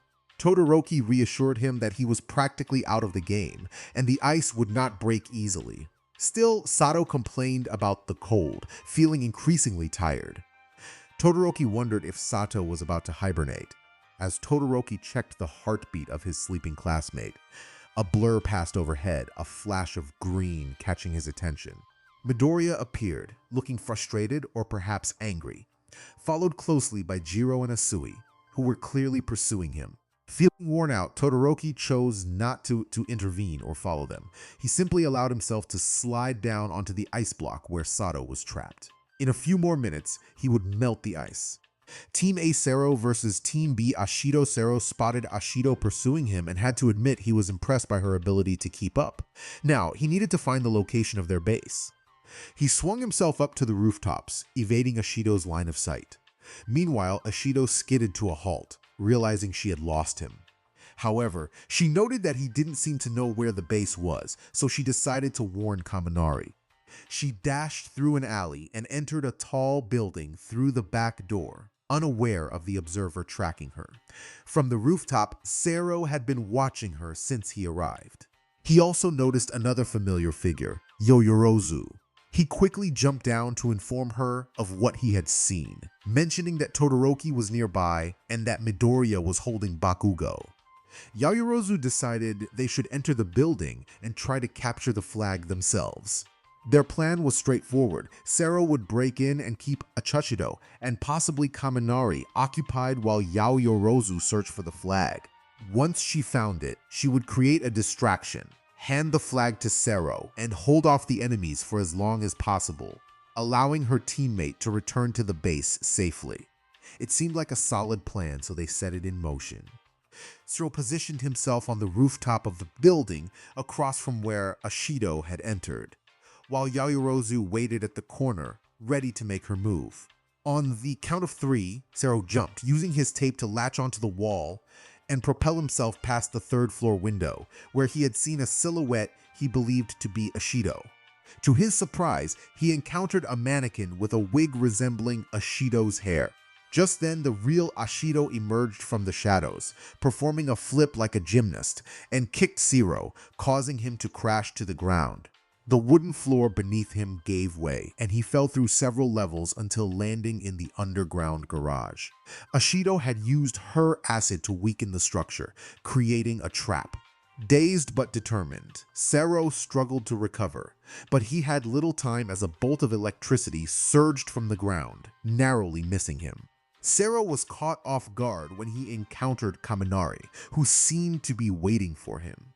The atmosphere was tense as Kaminari revealed that they had hidden their base in a different location. Ashido, having just arrived, swiftly approached Kaminari and playfully slapped him on the back of the head before darting off to block Sero's escape routes. Sero felt the pressure of being outnumbered and began to search for an escape. His eyes darted around until he noticed the hole he had fallen through, a smirk forming on his face as he realized he had a plan. Kaminari was unaware of Sero's intentions and continued to taunt him.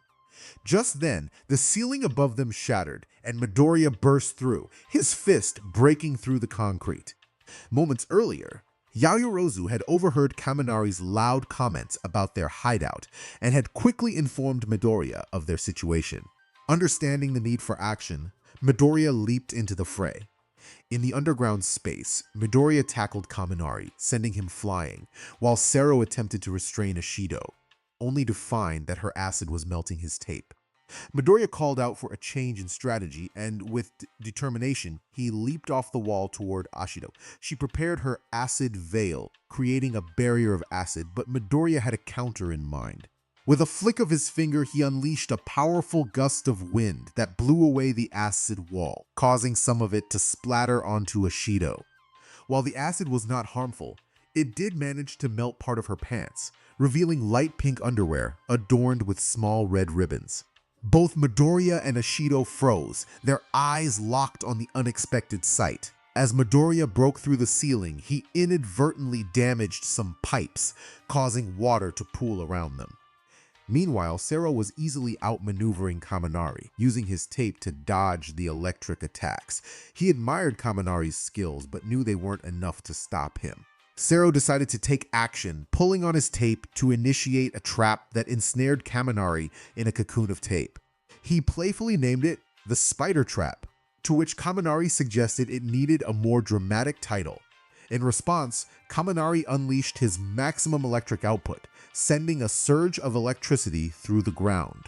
Sero, caught off guard while standing in a puddle, was electrocuted and fainted, leaving behind a faint smell of burnt tape. Kaminari, similarly affected, found himself immobilized and dazed. Meanwhile, Midoriya and Ashido were still in shock over the incident. Midoriya quickly apologized, flustered by the situation. Ashido, furious, charged at him, her hands crackling with acid. Midoriya barely managed to evade her attack, his heart racing as he realized the gravity of his mistake.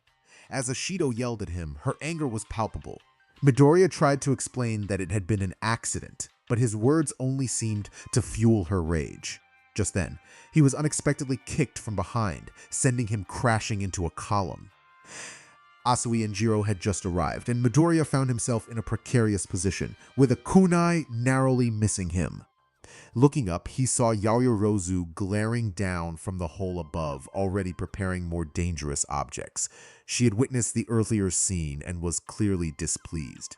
Midoriya felt a chill run down his spine as he realized he was now the target of her wrath. The tension in the air was thick as he stammered out an apology, unsure of how to navigate the situation. Meanwhile, not far away, Todoroki and Sato were engaged in their own battle. Sato was keeping Todoroki occupied, allowing Kirishima to regain his strength and make a run for it. As he dashed through the streets, the distance and sounds of explosion echoed around him, signaling that the chaos was far from over. Bakugo rushed toward his teammate, grabbing his uniform and demanding to know where Midoriya was. Kirishima informed him that he hadn't seen Midoriya, but suspected he was on his way to their base. Bakugo, frustrated, insisted on knowing the base's location. Kirishima pointed him in the right direction, indicating a small store situated between two tall garages. As Bakugo took off in the direction Kirishima indicated, he called back to him, pointing out a column of smoke in the distance. He urged Kirishima to ensure they secured the flag, confident that Midoriya wouldn't win anything that day. With that, Bakugo propelled himself forward using his explosions. Kirishima, feeling a mix of determination and anxiety, followed the smoke. As he approached, he saw a large hole in the side of the store and saw Shoji moving debris as if searching for something. Suddenly, he heard a familiar voice announcing the discovery of the flag. Both Shoji and Kirishima turned to see a blue uniform bouncing with excitement, a small green ball hovering above it. Shoji recognized Kirishima and exchanged a glance with him before turning back to his invisible teammate. urging Hagakure to leave the area. Kirishima, determined to capture the flag and win the game, was met with resistance from Shoji, who stood in his way. The two exchanged light punches, neither willing to back down. Kirishima then devised a plan, instructing Ashido and Tsuyu to pursue Hagakure while he held Shoji back. Shoji paused, considering the situation. Kirishima had arrived alone, but if Midoriya was correct about Team B's movements, the rest of his teammates should be nearby. However, he detected no one. Suddenly, a noise from around the corner caught his attention. In that moment, Kirishima dove under Shoji, lifting his legs and sending him to the ground. He threw a rock around the corner to distract Shoji, knowing this was not the most honorable way to get past him, but necessary nonetheless. Emerging from the remnants of the store, Kirishima spotted Hagakure's clothes in the middle of the street. Shoji followed closely behind, his eyes widening at the sight of the floating uniform. He urged Hagakure to run, while she expressed her surprise at Kirishima's confidence in defeating Shoji. Both Kirishima and Shoji took off after Hagakure, who panicked and fled. Kirishima, slightly faster than Shoji and nearly equal to Hagakure, maintained a steady distance from her. As they continued to chase her, they found themselves on a road where Todoroki, Sato, and Ojiro were stuck in a slippery trap. Hagakure quickly turned to avoid them, darting through alleys and passages between buildings, utilizing her tactical advantage by shedding her clothes. This led her to Team B's base, where a group of determined girls were attempting to reach Midoriya Izuku. Midoriya, having been trapped underground with no room to maneuver, now faced an open confrontation with the angry girls. He was primarily dodging their attacks, unsure how much longer he could keep it up. To make matters worse, he had no idea where the enemy flag was, as their last hideout had been a decoy. Time was running out, and he doubted he could reach their base, even if he managed to secure the flag, especially with the girls blocking his escape. In a moment of quick thinking, he managed to deflect Asui's kick, sending her flying toward Kyoka, disrupting her ability to use her quirk. He grabbed Ashido's arm and executed a toss move similar to one he had used on Bakugo, but with less force. This allowed him to evade Yaoyorozu and her staff. However, fate had other plans, and he stumbled upon landing, falling forward. Midoriya was suspended above the ground, a noticeable gap between him and the street below. A peculiar warmth and softness brushed against his face. He pondered the sensation, resting his hand on the unfamiliar object and giving it a gentle squeeze. Then realization struck him. In a rush of embarrassment, he sprang to his feet, frantically searching for Hagakure's hand to help her up, his mouth overflowing with apologies, only to be interrupted by a loud sound. Despite knowing she was invisible, Midoriya couldn't bring himself to look at Hagakure. His right cheek burned with the imprint of a small hand. Although the slap paled in comparison to the powerful punches he had endured, it rattled him to his core. To make matters worse, he sensed the ominous presence of the 4 other girls who had been pursuing him just moments earlier. This felt like the end. The familiar voice calling his name jolted Midoriya back to reality. Almost instinctively, he activated full cowl and leaped away, narrowly avoiding Bakugo's explosive landing, inadvertently grabbing Hagakure in the process. Another loud slap landed on his left cheek as the invisible girl struggled to escape his grasp. He gently set her down and turned to face his rival, who emerged from the crater he had created, eyes blazing with fury. Midoriya realized he had to choose between dealing with the 5 girls intent on capturing him or facing Bakugo in a rage. The choice was clear. He braced himself for the confrontation. Bakugo charged at him, unleashing a massive explosion that obliterated part of the store behind Midoriya. He evaded the blast by leaping as high as he could, but the maneuver came at a cost. As he descended, he found himself unable to dodge Bakugo's next attack, which was aimed to incapacitate him. Just then, Asui intervened, using her quirk to grab him and pull him away from Bakugo while still airborne. However, as he landed, he hit the ground face first, narrowly avoiding a strike from Yorozu's staff. Quickly recovering, he distanced himself from the group of girls. Bakugo shouted, demanding the girls stay out of his way as he pursued Midoriya, who was desperately dodging attacks. It seemed everyone wanted to take him down. Well, not everyone. Kirishima was busy in the wreckage of the store Bakugo had destroyed, searching for something among the debris. He muttered to himself, recalling that the flag should be nearby. Shoji, positioned away from the chaos, utilized his quasark to vital information and decided to act. Once Kirishima located the flag, Shoji stealthily approached and flipped him over, seizing the enemy flag. Kirishima exclaimed in surprise at being outmaneuvered. Midoriya's attention was drawn to Shoji, who triumphantly announced his success. This time, Midoriya was caught off guard by a direct hit that sent him crashing into a mailbox, crumpling it. Bakugo leaped into the air, ready to deliver a powerful punch, but he wasn't finished yet.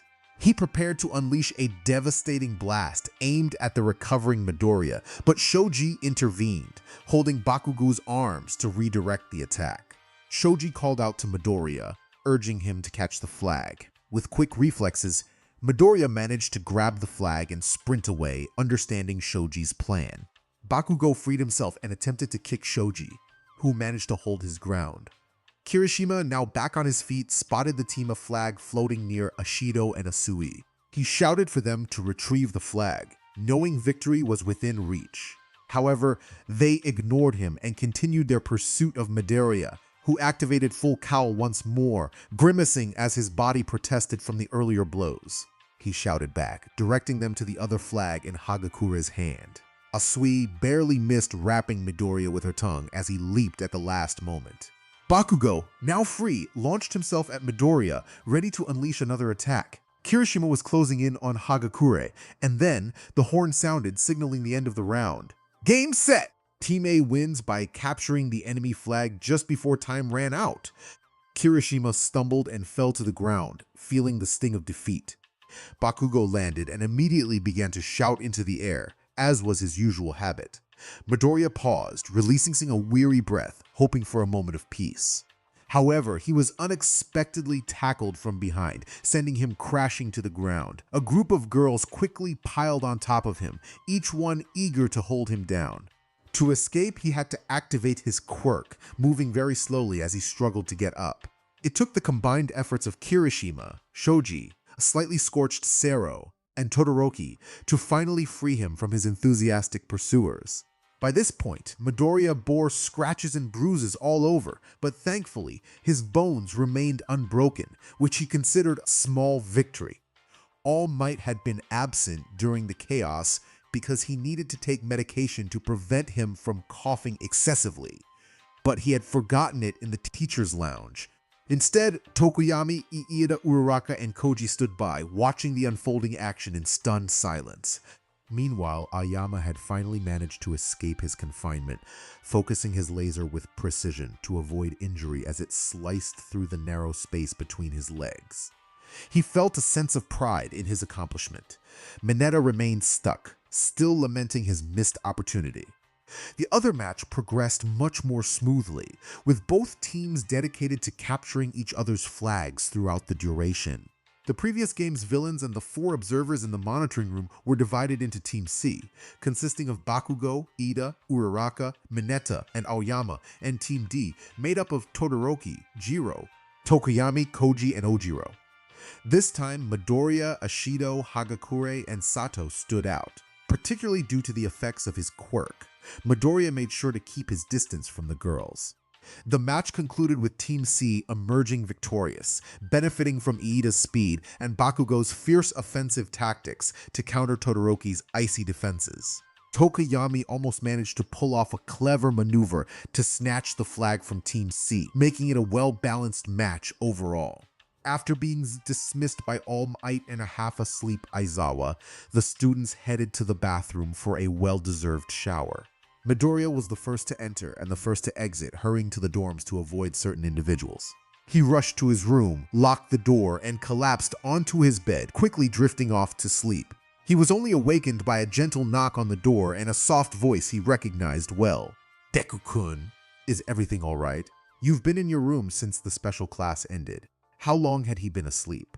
It felt like mere minutes, perhaps half an hour at most. He slowly got up and approached the door, hesitating briefly before unlocking and opening it to reveal Uraraka, who wore a concerned expression and a small smile. "Can I come in?" "Oh, sure." He opened the door wider and stepped aside to let her in. She sat on his bed while he closed the door and then joined her, maintaining a respectful distance between them. The brunette pouted slightly at the gap but chose to let it go, inching a little closer to her boyfriend. "How long have I been sleeping?" he asked with a yawn. "Well, it's already dark outside and you missed both lunch and dinner." "Oh man, I didn't mean to fall asleep like that," Midoriya replied, glancing outside to see the moon high in the sky. "I thought you might be hungry, so I saved some food for you. We had meat and potato stew today." She handed him a small box wrapped in pink tissue. Midoriya untied it and opened the box, revealing the steaming stew and a generous portion of rice. "It's still warm. Actually, I reheated it in the microwave." "I hope that's okay." His stomach let out a loud growl, prompting a shared laugh between them and a deep blush to spread across Midoriya's face. "Not at all." Midoriya ate quietly, savoring the meal Uraraka had brought him. While it wasn't the legendary homemade dish prepared by a girl, the care she showed for his well-being made it special in his eyes. However, an awkward silence settled between them as he ate. They were never this quiet together, whether during lunch, in class, or when they were alone. That led them to confront the obvious issue. Every girl in the class seemed to want him out of the picture, at least in a metaphorical sense. Midoriya handed Uraraka the now empty box, expressing his gratitude for the food, and fell into a long silence, staring at his carpet as if it were the most fascinating thing in the world, until he finally surrendered to the moment. With a deep sigh, he cradled his head in his hands, looking down before he finally spoke. He admitted to Uraraka that he had made a significant mistake, acknowledging the weight of his actions. Uraraka insisted that what had happened wasn't entirely his fault.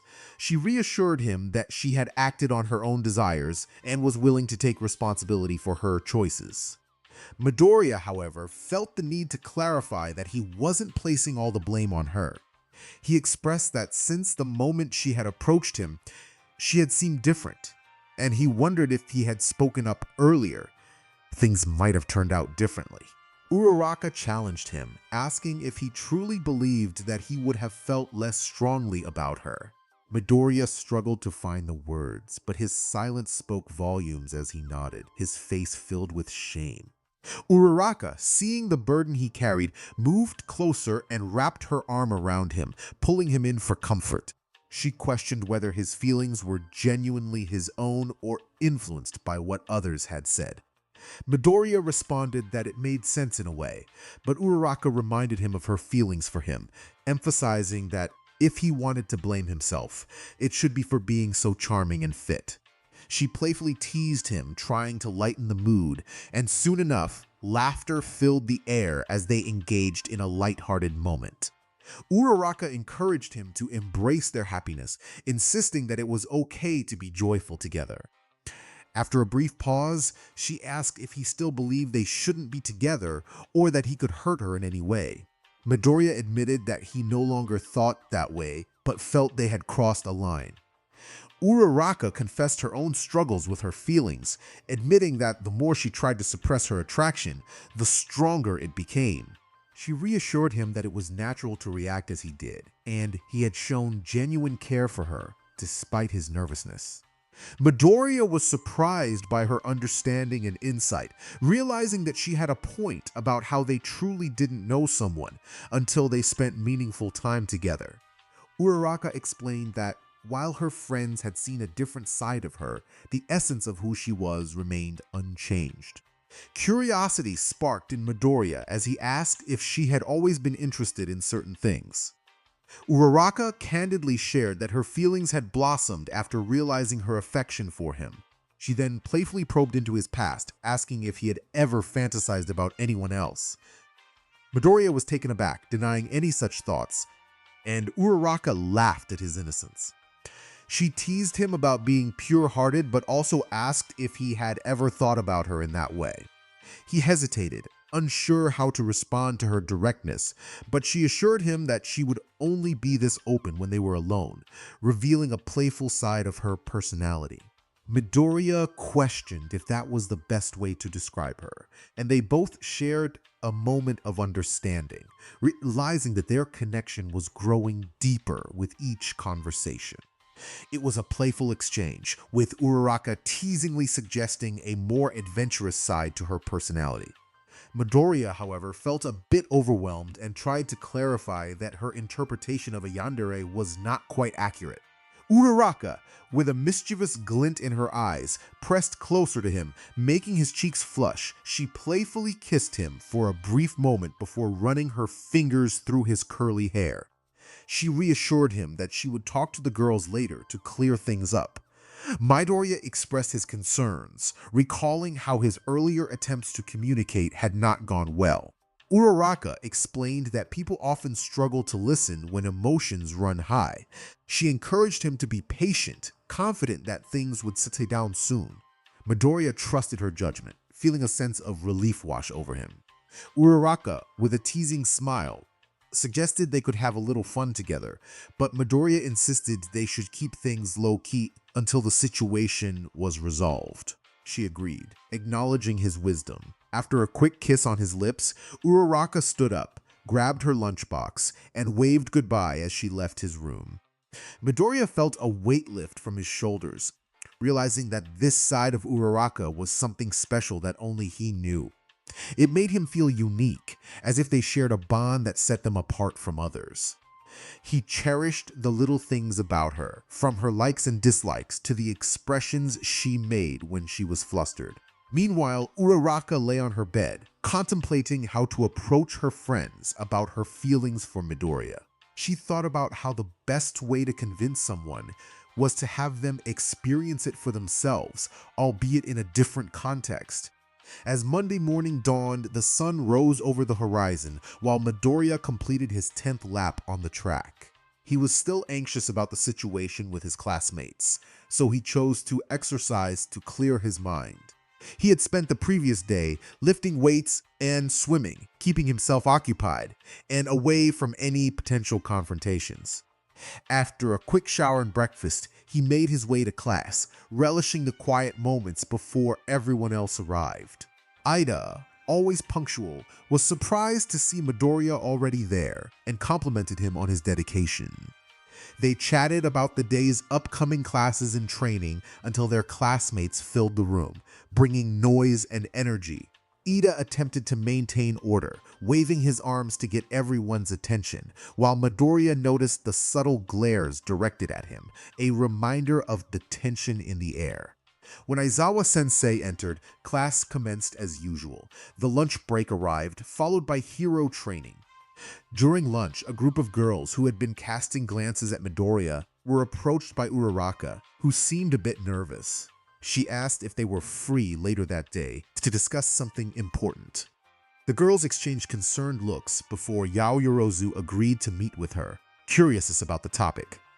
Uraraka, feeling the weight of the situation, decided it was best to speak away from the cafeteria and took a seat at another table with Iida and Midoriya, enjoying her meal with her usual enthusiasm. After class, the girls received a message from Uraraka, asking them to meet in front of Ground Gamma at 10 p.m. It was an unusual time and place, but they speculated that Uraraka might be feeling shy or apprehensive about discussing her feelings in front of Midoriya. At exactly 10 hours, Yaoyorozu arrived at the Ground Gamma front gate. The area was dimly lit, and she waited for her friend to show up. She pondered what Uraraka wanted to discuss, suspecting she had an idea, but suddenly everything went dark. Yaoyorozu slowly regained consciousness, feeling quite different. Something was amiss, though she couldn't pinpoint what it was. She soon realized that she was upside down, her hands bound by ropes. Additionally, she felt weightless. To her surprise, she was not alone. Beside her, also tied and floating like balloons, were Ashido, Asui, Jiro, and what appeared to be Hagakure, as she could see a set of clothes floating nearby.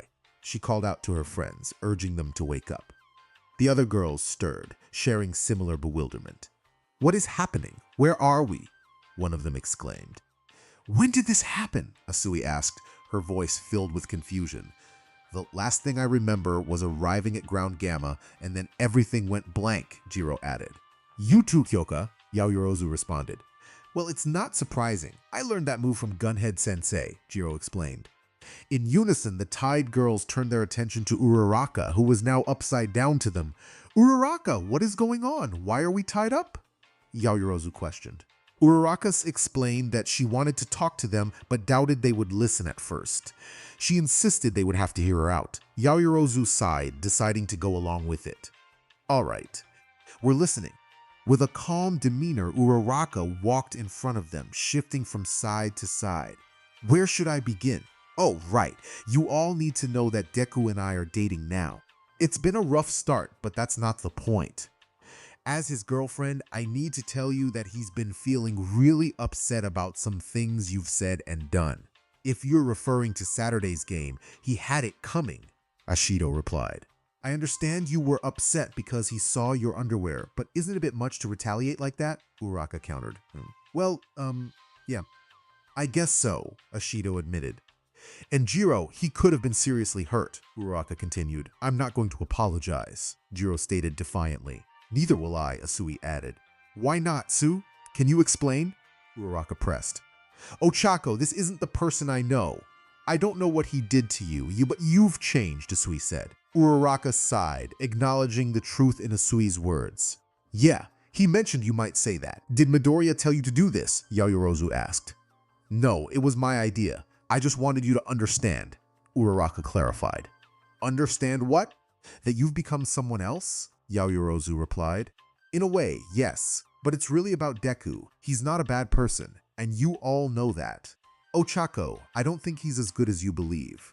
During the game, he touched me inappropriately. Did you know that? Ashido exclaimed. I'm sure it was an accident. He would never intentionally hurt anyone, including me, Uraraka defended. I have a question, Uraraka. What makes him so special? What do you see in Midoriya that makes you feel this way? Yaoyorozu inquired. But Momo, what's not to like? He's kind, caring, and it's adorable when he gets nervous. I feel like I could hug him forever, Uraraka said with a giggle, her expression shifting to something more serious.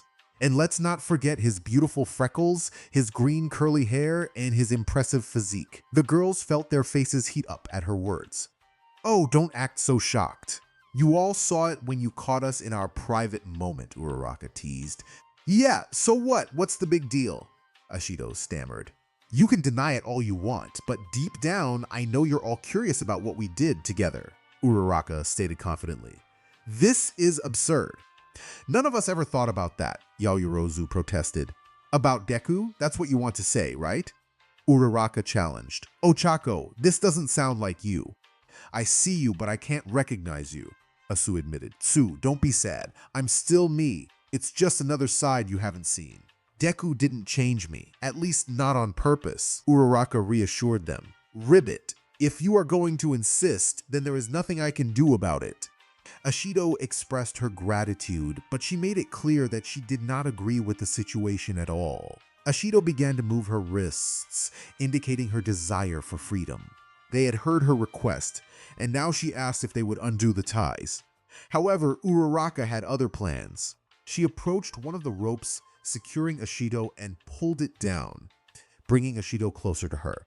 With a mischievous grin, Uraraka leaned in, suggesting that no matter how many times she said it, Ashido would never believe her unless she experienced it firsthand. She wanted Ashido to understand the feelings she had when she was with Deku-kun. Ashido was not interested in that idea, but Uraraka was determined. She held Ashido down, making her lie on the ground. Ashido protested, confused about Uraraka's intentions. Uraraka began to explain her motivations for pursuing Deku, revealing her overwhelming feelings. Ashido was taken aback, insisting that not everyone felt the same way about him. Uraraka, however, was confident that Ashido did not know Deku like she did, and she was eager to change that. She mentioned that Deku would be arriving soon, and Ashido was shocked to learn that Uraraka had called him. Uraraka assured her friends that they would all enjoy his presence, but warned them not to be jealous. Ashido demanded to be released, but Uraraka was unyielding. As Ashido continued to protest, Uraraka playfully silenced her, teasing her with a light touch that made Ashido squeak in surprise. The others watched in disbelief as the scene unfolded, unsure of what to make of it. Uraraka noticed that Ashido had fallen silent, questioning if she was beginning to enjoy the attention. Ashido struggled to deny it, feeling a mix of embarrassment and unexpected pleasure. She wondered if Uraraka felt this way every time she was with Midoriya. Uraraka commented on Ashido's reactions, finding them adorable, and Ashido tried her best to resist the feelings swirling inside her. She felt conflicted, ashamed, yet intrigued by the sensations. Did Uraraka experience this every time she was alone with Deku? Uraraka reassured her, though, telling her not to worry, as the person they were concerned about was too kind to think poorly of her. Ashido, feeling anxious, expressed her discomfort, but Uraraka insisted that it was time to move on. With a gentle touch, Uraraka helped Ashido float back up, leaving her friend flustered and confused. As Uraraka approached another rope, she prepared to assist Asui. When asked about her earlier actions, Uraraka explained that she had merely been teasing Ashido, not intending to cross any boundaries. She emphasized the importance of friendship and assured Ashido that she would not take away any special moments from her. With a playful demeanor, Uraraka began to interact with Asui, who was now facing upward. Asui's reaction was unexpected, and Uraraka couldn't help but smile at the situation. She playfully engaged with Asui, who was trying to maintain her composure despite the teasing. Asui felt overwhelmed but still trusted her friend, believing that Uraraka meant no harm.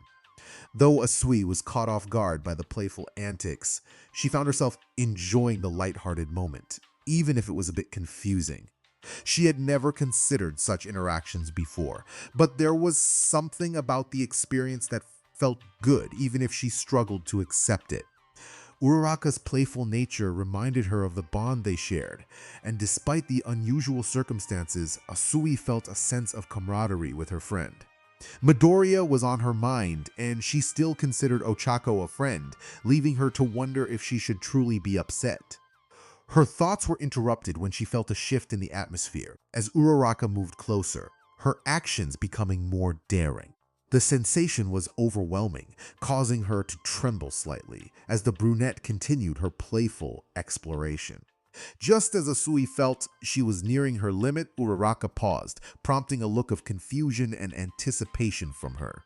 Uraraka stood up, allowing the panting frog girl to float again, a deep blush coloring her cheeks and her eyes slightly unfocused. She then approached the next rope, which held Hagakure. The invisible girl began to shake, desperately trying to break free and urging her to stop.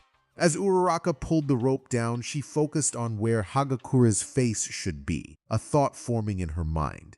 She sat on Hagakure's belly, maintaining her gaze until the invisible girl finally spoke up. Uraraka teased her, curious about the expression she would make. The playful banter continued, with Hagakure expressing her reluctance, but Uraraka persisted, playfully reminding her of past complaints about Deku. She lifted Hagakure's shirt slightly, her actions causing the girl to react, muffling her sounds with her hands. Uraraka observed her intently, captivated by the moment. She continued to tease, suggesting that Izuku would appreciate seeing her flustered. Hagakure hesitated, struggling to respond amidst her embarrassment. Uraraka pressed on, asking if she truly disliked what she was feeling. The atmosphere was charged with tension as Hagakure finally admitted that she didn't hate it. Uraraka paused, her hands retreating as she allowed Hagakure to regain her composure, a sense of triumph in the air. It wasn't too much to admit, was it? Jiro cast a cold stare at the brunette. As Uraraka pulled her down, their faces were mere inches apart, and Uraraka's gaze sharpened.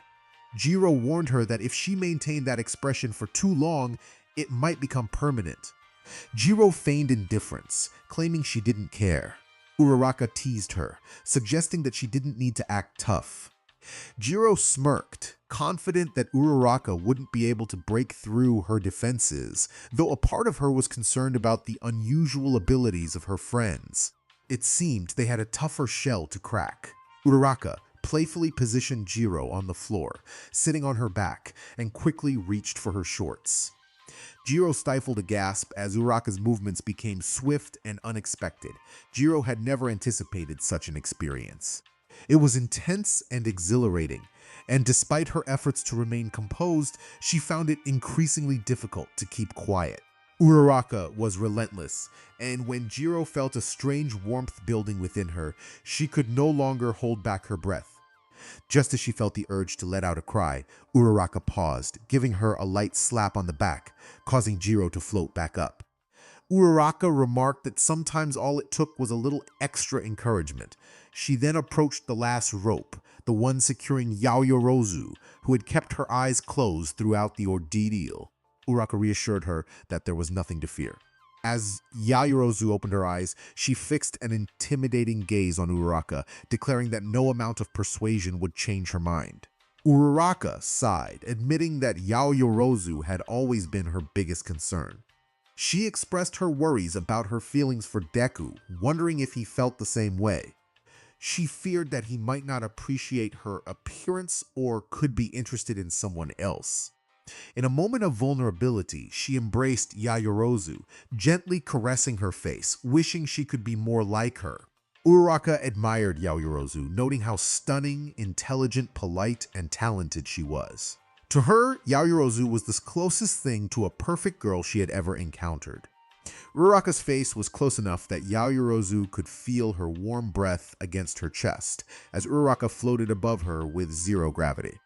Uraraka reflected on the competition she faced, not just from Yaoyorozu but from all the other girls.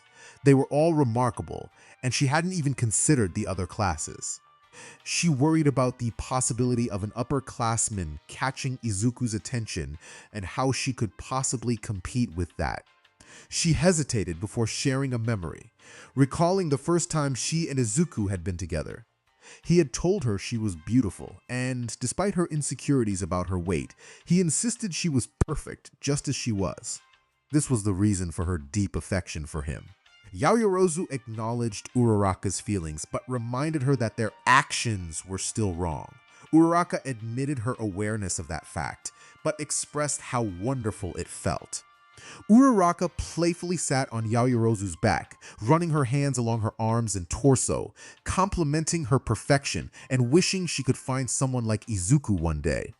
Yaoyorozu, feeling flustered, dismissed the idea of being with Midoriya. Uraraka inquired if Yaoyorozu was still upset with him, revealing that he missed them. This revelation surprised Yaoyorozu, who realized they had perhaps been too harsh on him lately. Uraraka suggested that Yaoyorozu would never understand her feelings unless she experienced them herself. When Yaoyorozu asked if that was her intention, Uraraka confirmed it, adding that she wanted to check on something.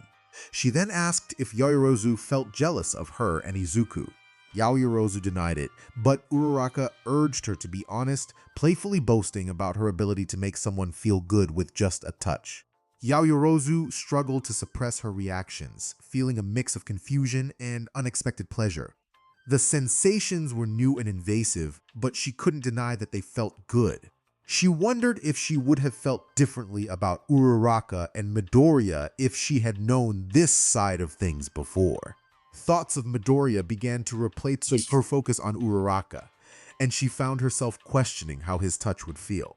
As she pondered these thoughts, she was startled by Uraraka's teasing, realizing she had inadvertently spoken Midoriya's name aloud. The realization sent a rush of warmth through her. Just then, Midoriya arrived, surprised by the scene before him. He had received a message from Uraraka asking him to meet her at Ground Gamma, but she hadn't explained why. He had hoped it was a sign of reconciliation between her and the other girls, but he also considered the possibility that she wanted some time alone with him. As he approached, he couldn't help but feel a mix of curiosity and concern about what awaited him. In the dimly lit warehouse, 4 girls from Ms. Midoriya's class were suspended in the air, bound by ropes, their cheeks flushed with shades of red and purple. Nearby, a 5th girl was pinned down by a 6th, who happened to be Midoriya's girlfriend. Shock and confusion overwhelmed Midoriya as he tried to comprehend the bizarre scene unfolding before him. Uraraka casually explained that she was merely offering the girls a new perspective. When pressed for details, she hinted that it was about their relationship, suggesting that understanding came from experience. Midoriya was taken aback, unsure of how to respond. Uraraka reassured him that she hadn't gone too far and that the girls had not been harmed. Midoriya expressed his concern about invading their privacy, emphasizing that everyone should have the choice to engage in such experiences. Realizing the validity of his point, Uraraka agreed that they should untie the girls. However, as they stood there, Uraraka playfully approached Midoriya, wrapping her arms around his neck and leaning in for a kiss. Initially hesitant, he eventually melted into the moment, but soon pulled back, reminding her that it wasn't the right time. Uraraka dismissed his concerns, insisting that their small audience didn't matter. With a playful leap, Uraraka knocked Midoriya onto his back and began kissing him again, her hands exploring his arms and chest. Despite his weak protests, she continued, and the five girls watched, unable to look away. A strange excitement filled the air, and their heartbeats quickened. Uraraka playfully lowered Midoriya's shorts, teasing him while kissing him deeply. Midoriya, caught up in the moment, responded by lifting her shirt, his hands exploring her curves. Despite his attempts to resist, he found it difficult to maintain control in the heat of the moment. The girls, still suspended, watched as Uraraka playfully engaged with Midoriya, their own feelings stirring within them.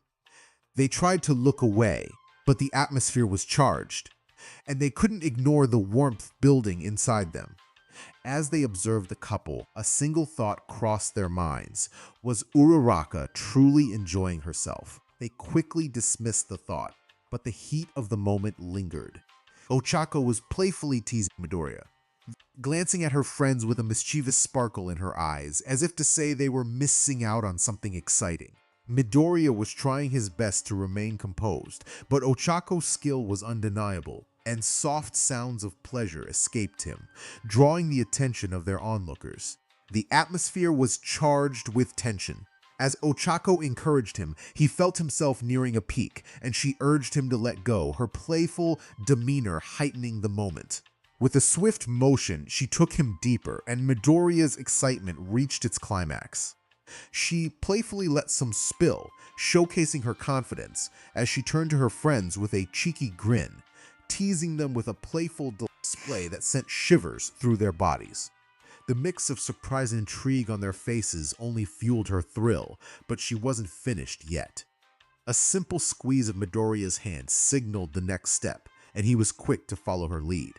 She reclined on the ground, ensuring her friends had a clear view while Midoriya shielded her momentarily. He began to explore, drawing soft gasps from Ochako as he showered her with attention.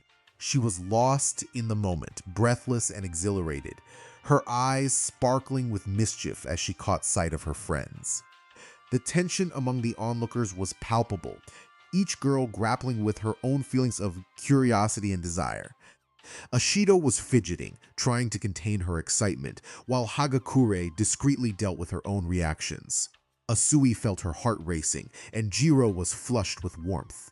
Yaoyorozu felt a strong urge to break free from her restraints and act on the intense feelings swirling within her. For a fleeting moment, they all wished to be in Ochako's position. Suddenly, Ochako pulled Midoriya closer, her joy evident as she expressed her bliss. Her body responded to the moment, and she let go, gasping for breath as Midoriya savored the experience. After a brief pause, the couple composed themselves, quickly tidying up the remnants of their playful encounter. Ochako always carried a small towel for such occasions, and they cleaned up before approaching their friends, who were now silent. Midoriya carefully untied the ropes, and Ochako released her gravity effect, allowing her friends to finally touch the ground normally. They untangled their hands, acting as if nothing had happened, unsure of how to react. An awkward silence enveloped them, with each girl lost in her thoughts. Ashido contemplated making a quick exit, while Yaoyorozu wished to disappear. Hagakure felt the urge to vanish, but that would mean revealing herself. Jiro stood rigid, and Asui's mind was blank. Finally, Ochako broke the silence, sensing that enough time had passed. Midoriya found the following days to be quite unusual. After the discussion among the girls, none of them, aside from Uraraka, dared to meet his gaze.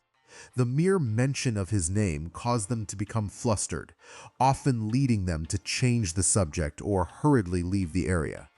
Class responsibilities became increasingly challenging. Whenever he was paired with one of them, they either rushed to complete tasks on their own or left everything to him, the latter occurring more frequently. He understood the reasons behind their behavior and accepted that these reactions were expected given the circumstances. However, what truly troubled him was the dynamic between Uraraka and the girls.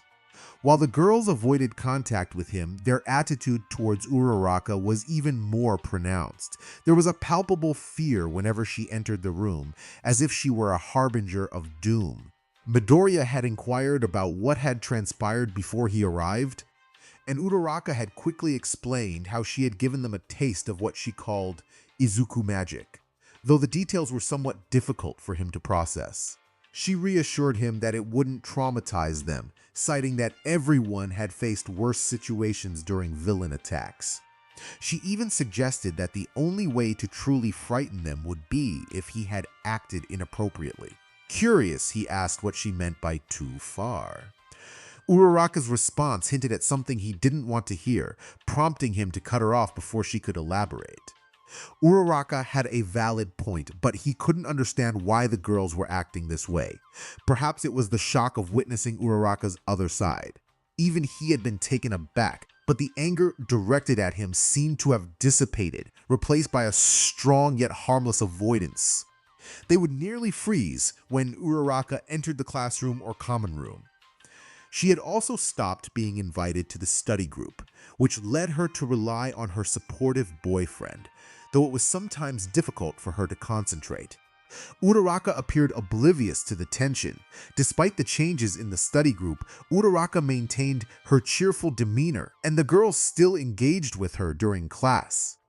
However, there was an underlying hesitation in their smiles, as if they were forcing normalcy. This concerned Midoriya.